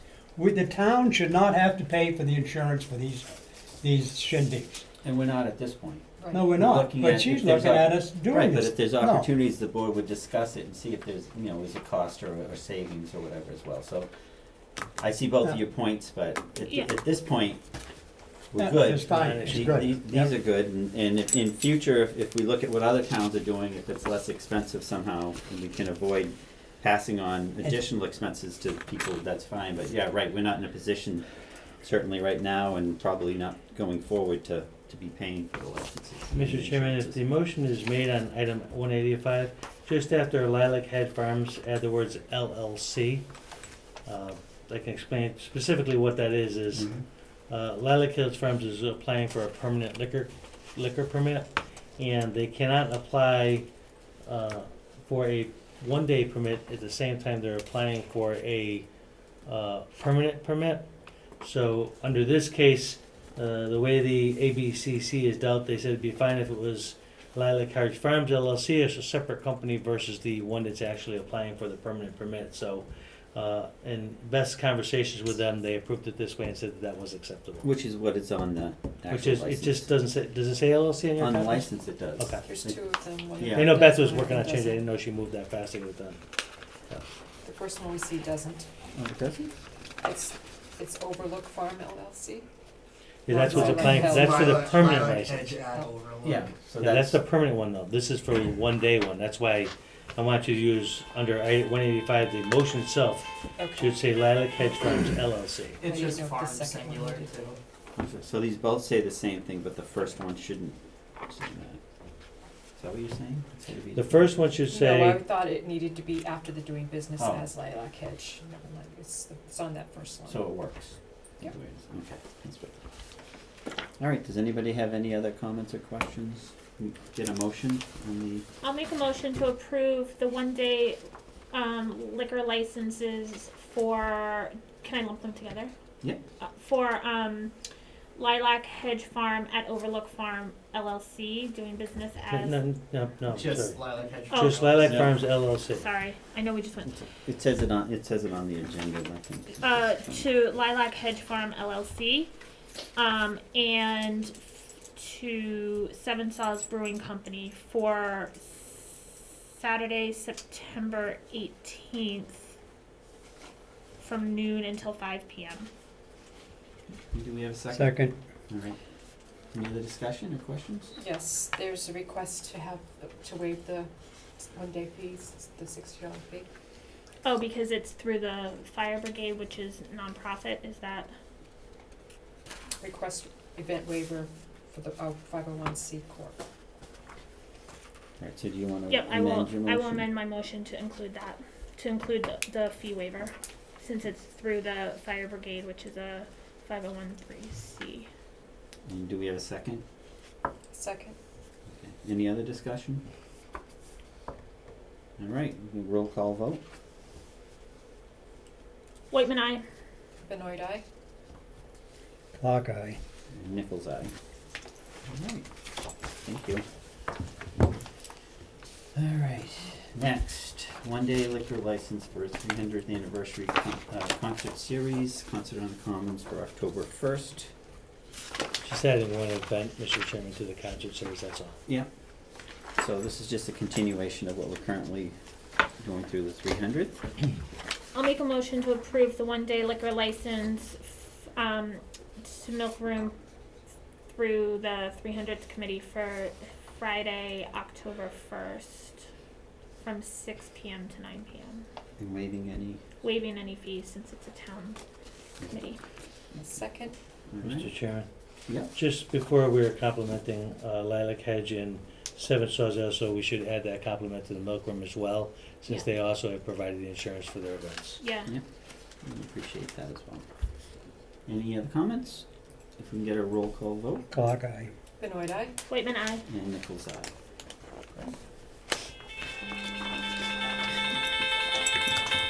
What's this, old timey night? All right. So, discussion and possible action for one-day liquor license for Lilac Hedge Farm for 9/11, 9/12, 9/17, 9/18, and 9/19 at Lilac Hedge Farms.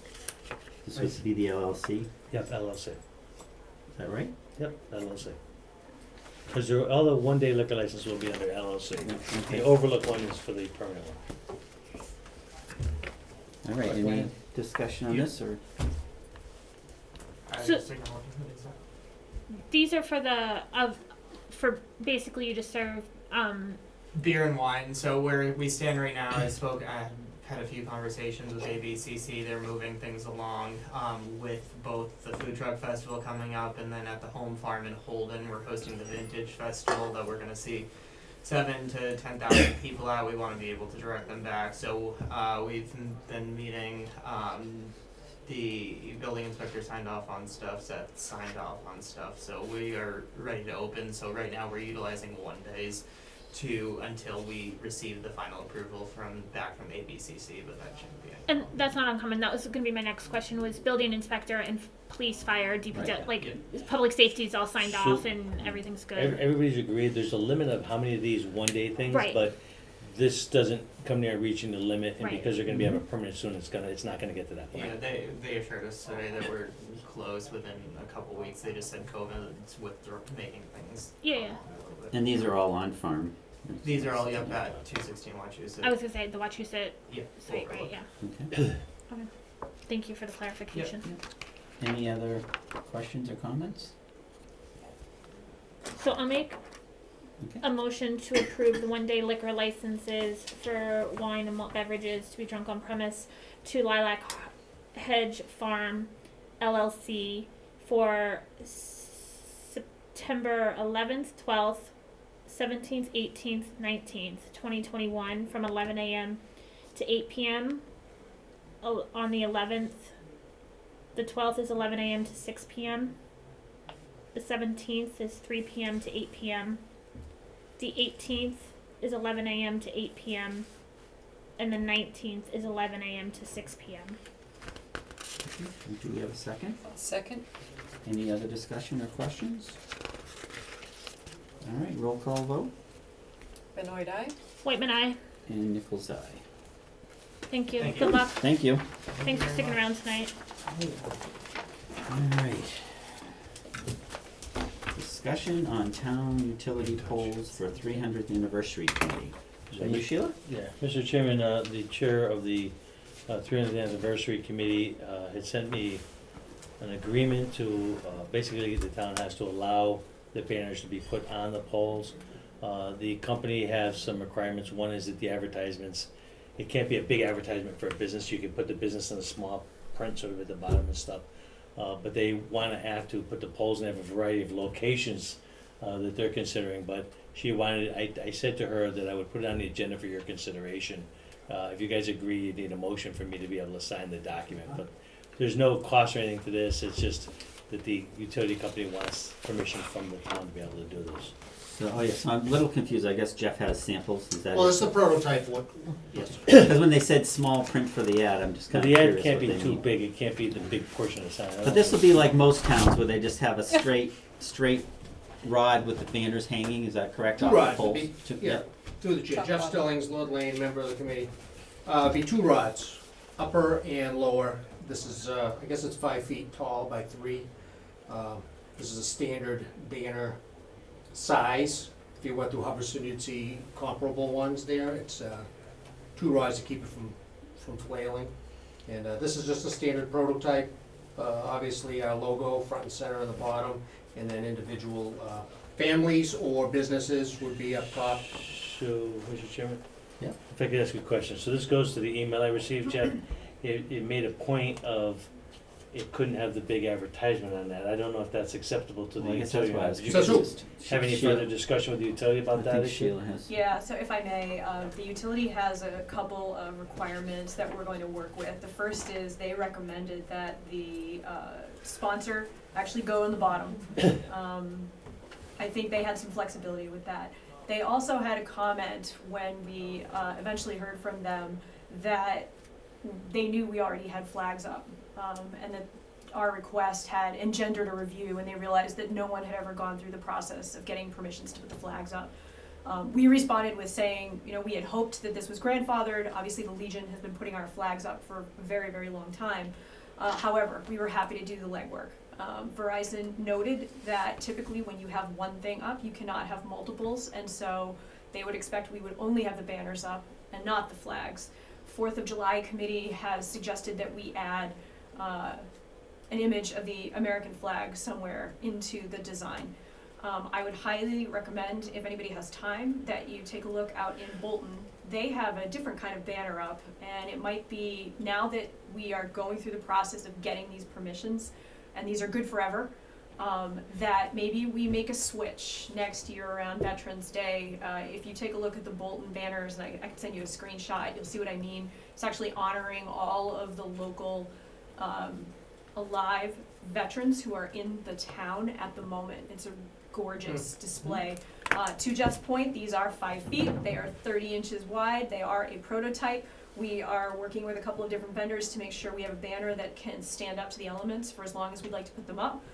We've had a very generous offer from a local company to assist us in installing them. We also had an enormous amount of help from the town of Hubbardston, who went through this process themselves a couple of years ago when they were doing their anniversary celebration. As Jeff noted, they now rotate their banners out and make changes pretty significantly and pretty often over the course of the season. So right now what they have up are their dinghy dash banners.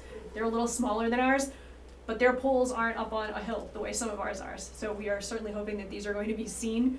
I will say the last thing that Verizon noted, maybe not the last, but one of the other details, is that the only time we would incur a cost is if there was a pole that needed to be verified in some way.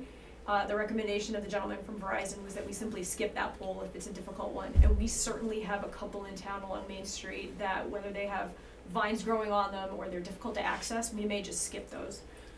For your edification for tonight, the plan right now is to ask Verizon for permissions for all poles running all the way from Central Tree Road down to Pleasantdale inclusive of a portion of Maple Avenue, at least to where it ends at the Rutland Heights property, and possibly down Pleasantdale.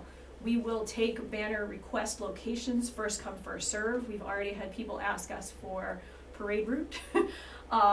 We've had people who ask us to put it in front of their business if it's a business. And we will work our way out from the center of town and ideally have enough for everyone who's interested. Sheila, just for the record, and name and address I for people apologize. listening. No, it's all right. Sheila Just, Div, 209 Palm Augusta. just for people listening, know who's talking. So Sheila, listen, I completely support this, just I wanna make sure that the banners that go up meet their requirements, cause I hate to have you get all these advertisers and then say, oh, you can't have this bigger print. We just need to make sure that, I don't know if you wanna send them a prototype or what you wanna do, just wanna make sure that it meets the requirements so we don't have a problem later on, so what if they Agreed. have a certain font size or certain something, Agreed. 100%. whatever that is, if you could just let me know, cause I don't wanna have a problem with all of us, so we gotta go back to all these people and say, oh, we can't put them up, Yeah. that would be horrible. Yeah, and to Right. Ron's point, they were very clear that they didn't want an email address, an address of the business. It needs to be simply the logo. Now, I will say, this is not going to be just businesses. We've already had several families and some nonprofits who have come to us and asked for banners to be put up for whether it's for their organization, for their family, for their neighborhood, for their float group. And so I think you're gonna see a mix. It won't be all businesses with sales logos. Tim, do you have a question? Sheila, I thought Verizon controlled the poles too until Grid showed up in front of my house and said they've taken over all the power poles in Rutland. They are co-owned, and Okay. Verizon was nice enough to send us the contact for Okay, good. I National just Grid as wanna- well. Thank you. And then the second one was, is there just knowledge base, there's a sign bylaw, is that gonna be any conflict there? I just wanna throw that out there. Well, these are within the size requirements of the sign bylaw, which is a 4x8 plywood Yep, size, yep. and they're also considered temporary because they'll be up for a limited portion of time. I just wanted to throw that out there in case somebody throws it back at you guys. Yep, thank I you. just have a question where they're gonna be both attached from the top and the bottom, and I mean, it's a ton of wind, we're the windy city, I can't keep anything up in my yard, so Sometimes they put little is that gonna be cuts. something that will, is that what they'll do? We're Some kind of talking relief? we're talking to the vendor about that. The one that's being held right now is one of the strongest vinyls that they make. It's a double-sided, it's a bonded vinyl. But you're right, and to be perfectly honest, I don't think any of us are going to know exactly what the Rutland wind is going to do to these banners. I The can't keep a goal- flag in my yard, so Yeah, I know you that know, it's not gonna. The goal for everyone who buys one is to have it up certainly through the 4th of July parade, if not longer. I just as soon see them personally stay up for about 12 months. I wonder if it even need to test one at some point, to have one up and see how it, manages to see if, before you put them all up, Yeah. see if one's gonna go flying down the road before Or you. the pole goes. Yeah. Well, No, God. yeah, if I may, Hubbardston was incredibly helpful, and this is more technical probably than anybody here tonight needs, but if you drive through Hubbardston, and we actually saw it in Bolton as well, so clearly this is well tested.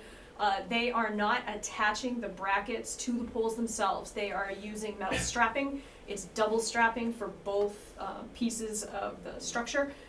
We actually had someone offer to possibly fabricate banner poles for us to make sure that they are strong enough. Hubbardston has some that we're going to be able to take a look at. They actually bought them in bulk, and what she said to me was, every once in a while, one breaks, but they have a shed with supplies full, and they make the correction, they make the fix.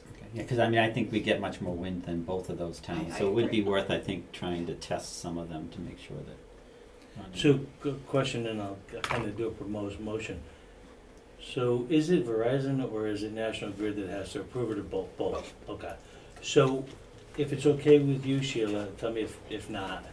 The motion to have the town manager sign the document, the permission document, upon National Grid, Verizon approving some prototype from you guys, so that we know it's okay. Is that all right for you? That would be ideal.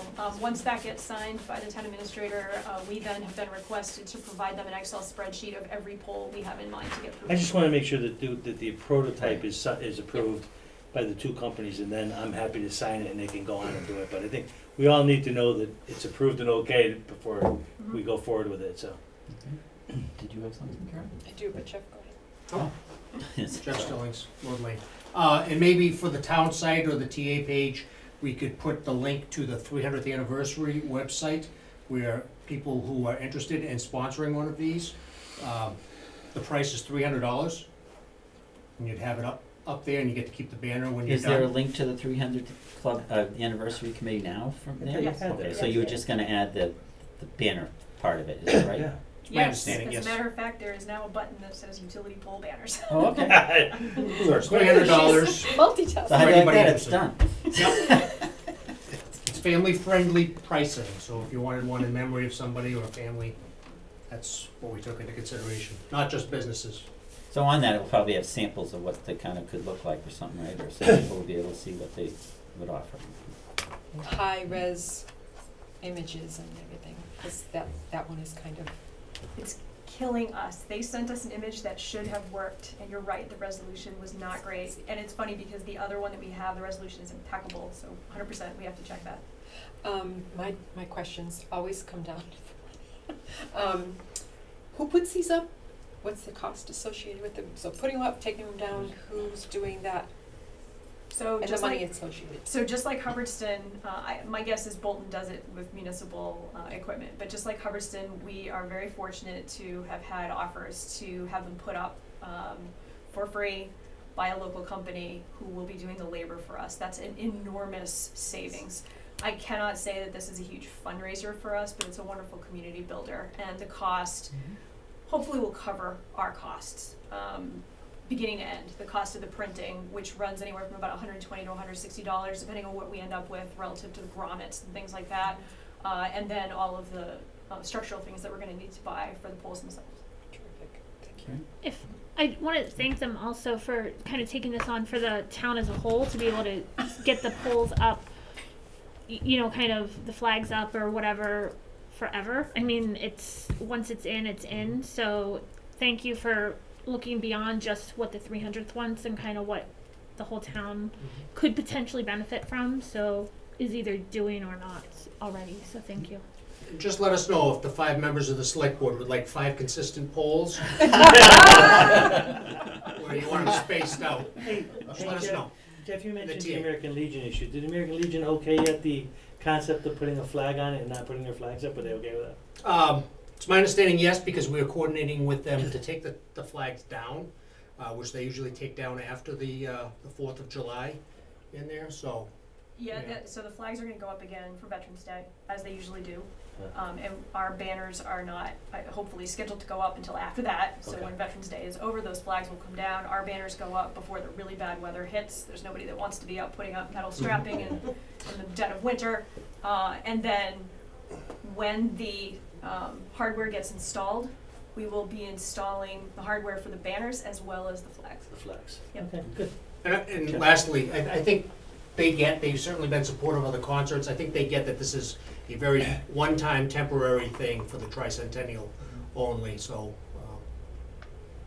I don't foresee any issues with the Legion. Okay. I don't. Okay. Anybody have anything else? I'll make a motion to authorize the town administrator to, is it sign? To sign the document, the approval document, subject to prototype some approval. approval process by National Grid and Verizon as to the template. Yeah, so, do you have that, Tamika? I got it. Okay. Do we have a second? Second? Does that work for 300th? I mean, I think. Oh, Sheila?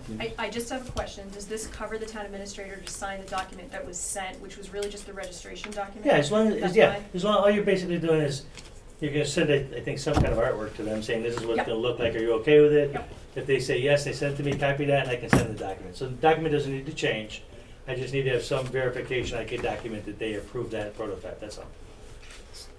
Okay. So But- this Yeah, gives you know, him the the authority document to stays the same. approve it regardless of the documentation that he uses. So- No, I understand. The first document, though, is the first step of the process. It was the registering who is the contact for the town, right? That was the one that you sent us last week. So the one that, so you're saying is there gonna be a second document, or is that the document that's final approval to say that we authorize the signs being put up? What exactly is that acceptance documents? If I may, the text from the gentleman, Mr. Toland from Verizon says to Ron to begin the agreement. please have the attached profile filled out and emailed back to me. So that's just our town profile with all the contact information. I just wanna make sure it was okay that he, Yeah, I think that's fine. Great. And so is there gonna be a further document from them asking if we approve this other, Right. is that it? to me, that was the second paragraph. It says the license part of this will need the street and pole stencil obtained for our electronic Okay. forms. That was the Excel spreadsheet. And then he gave instructions as to what we were required to do. He actually never said they needed to approve the design. I think they give us requirements for the design. But I see no reason we wouldn't send them Sure, a we'll work prototype it and a out. picture and Yeah. say. We'll work it okay, out, as yeah. long as we can get something from them. Okay, We'll work it out. I'm not overly worried about it. I just wanna make sure it's worked out, that's all. great.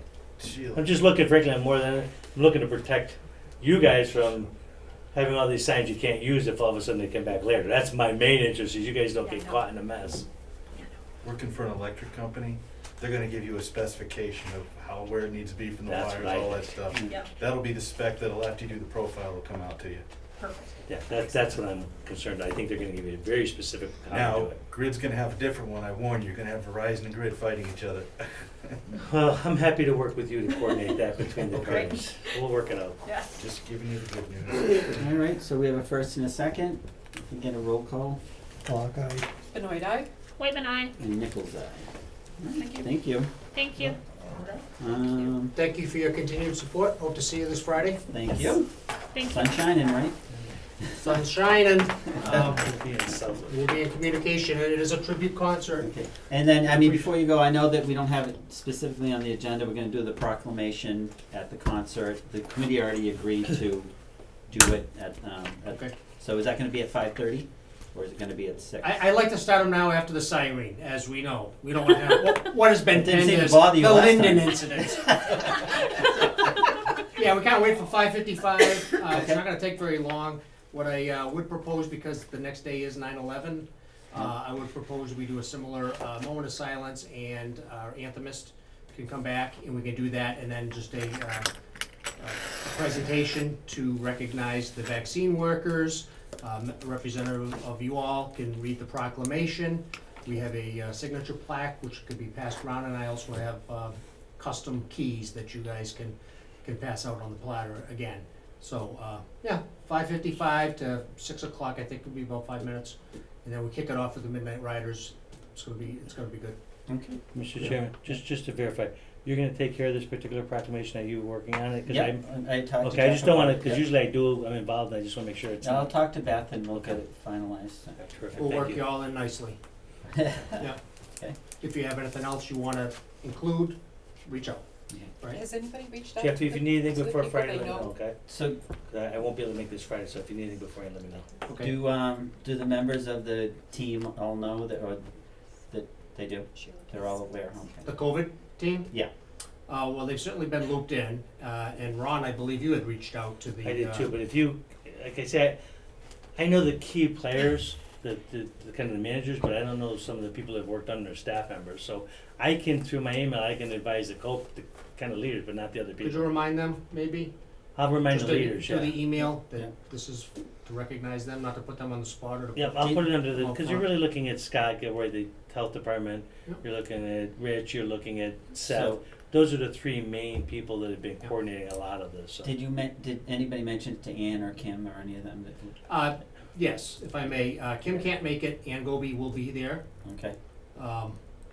and the sheriff likes to come. Actually, we Has gotta he- add, has the sheriff been contacted? I He know has, we had mentioned he it. said he appreciated it, I believe he'll be there. Okay, Um, all right, great. we also have to add Nancy and Carrie, because those two also played a key role in coordinating some of it through the library and senior center as well.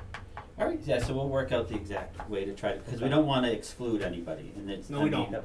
you could go on to about 100 people that were involved. There were Yep. so many nurses and volunteers that did so much, so it's gonna be hard to capture it all, but we're gonna try to I'd like to do our do, best to. I'd like to do it similar to what we did to recognize the little leaguers, Yeah. unless you have something else. Okay. We're certainly adjustable, All right, so, all right, we appreciate all your work on we that. appreciate you. Thank you. So, All right, thank you. Thanks, everyone. See you guys Friday. See you guys. Just our usual goals and objectives, Economic Development Planning Committee, any progress on any? So, Mr. Chairman, I'm still continuing to work on the economic development list. but it's almost done. I reached out to a whole host of businesses personally, talked to them. In the meantime, it gave me an opportunity to thank them and for doing business in town and let them know if they have any questions or anything to call me. So it's kind of been a nice thing to call them up, asking for email address. It's given me an opportunity to speak to them directly as well, and there's been a lot of appreciation of that, so that's good. So that's continuing to move forward.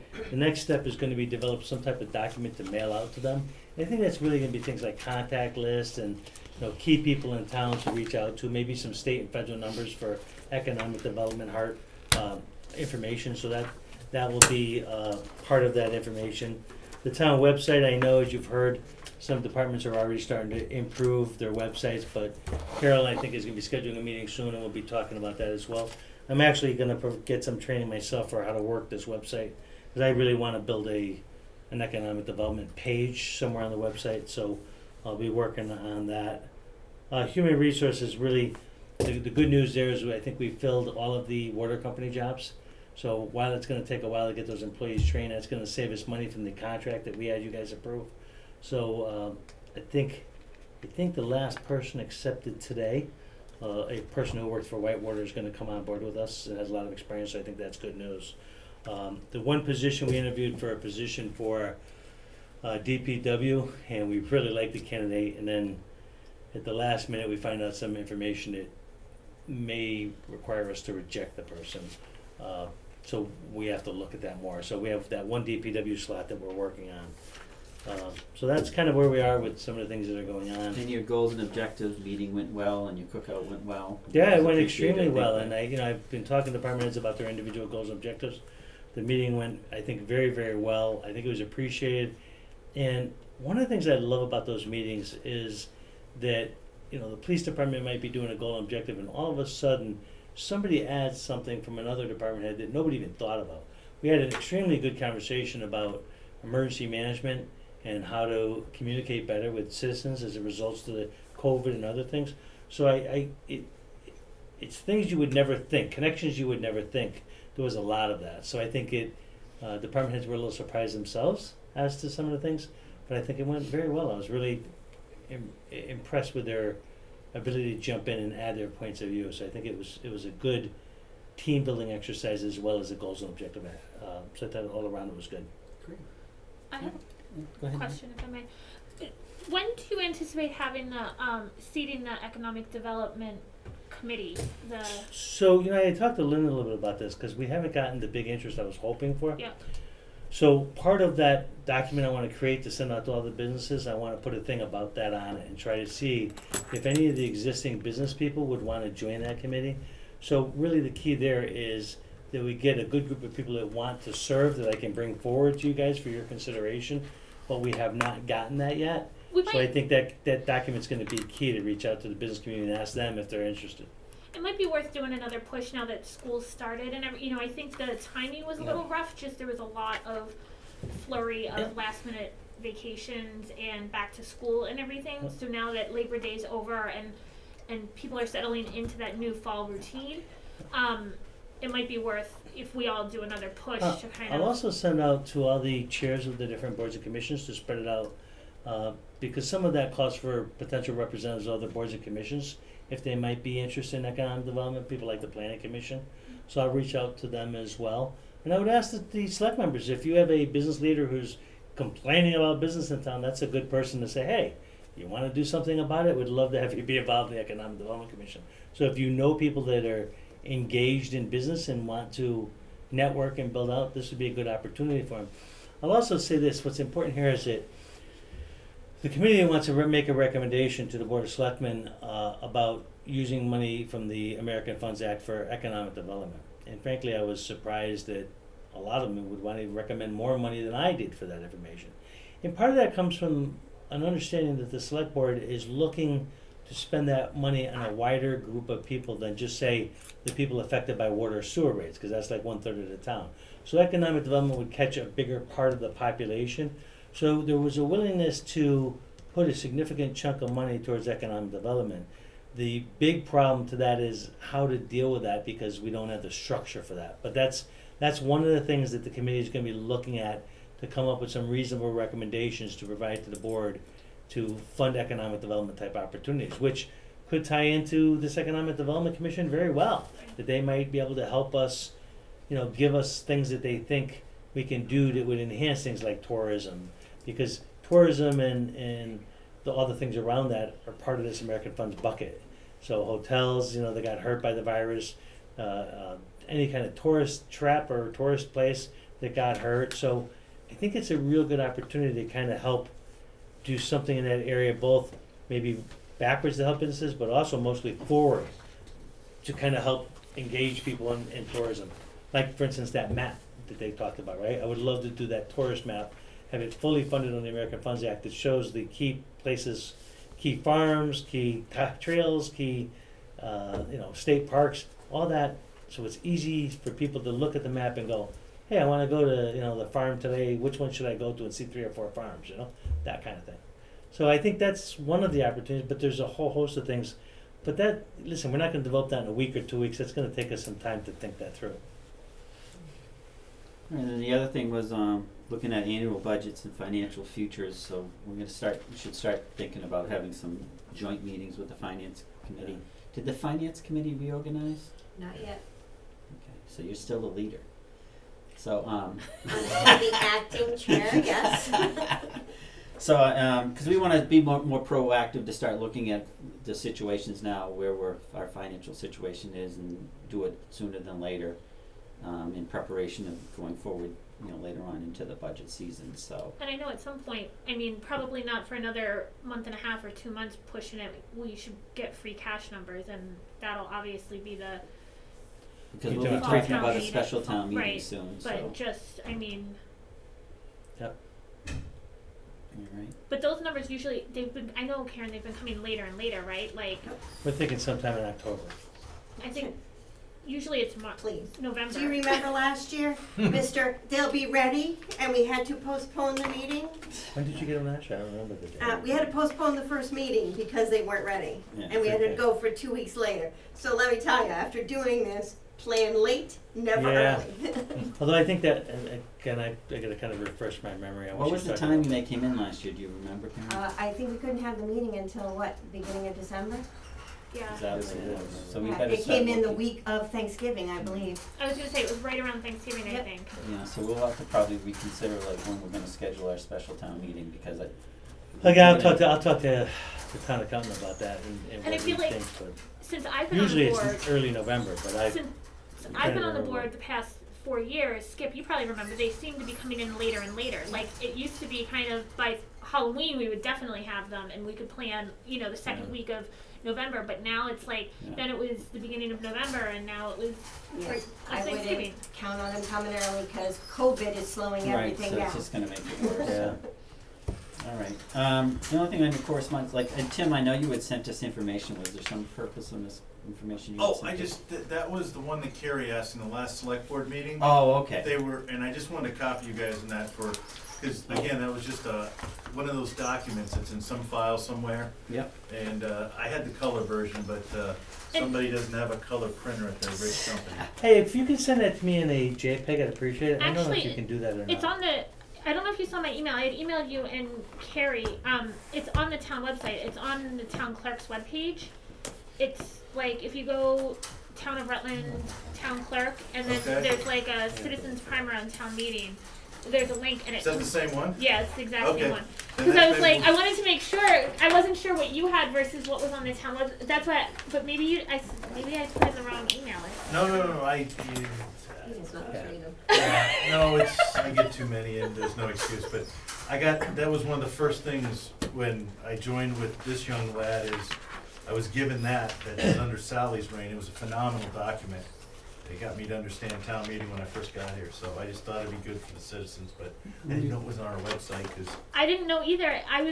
It was a whole roundabout, but I was on the town clerk website for something else, and I stumbled on. I was like, this is just what Tim was talking about. yeah. So. Well, I sent it to Carrie because I know she wanted to use it for documents put together, so. Thank you. Through you, Mr. Chairman, just a comment to Tim. Tim, you know where that might be helpful? Carrie's talking about develop a program about teaching people about local government. That'd be a perfect tool. I sent it to her. I sent her the PDF. I just copied the select board just for information. That's fine, but that'd be a perfect tool for Carrie. Nope, she's already got it in a PDF, and I told her I could turn it into a Word document if she wanted to change the names. Okay. Thank you. All right, do we have anything else? We get a motion to adjourn? So moved. Do we have a Second. All in favor? Aye. Have a nice- Thank you all.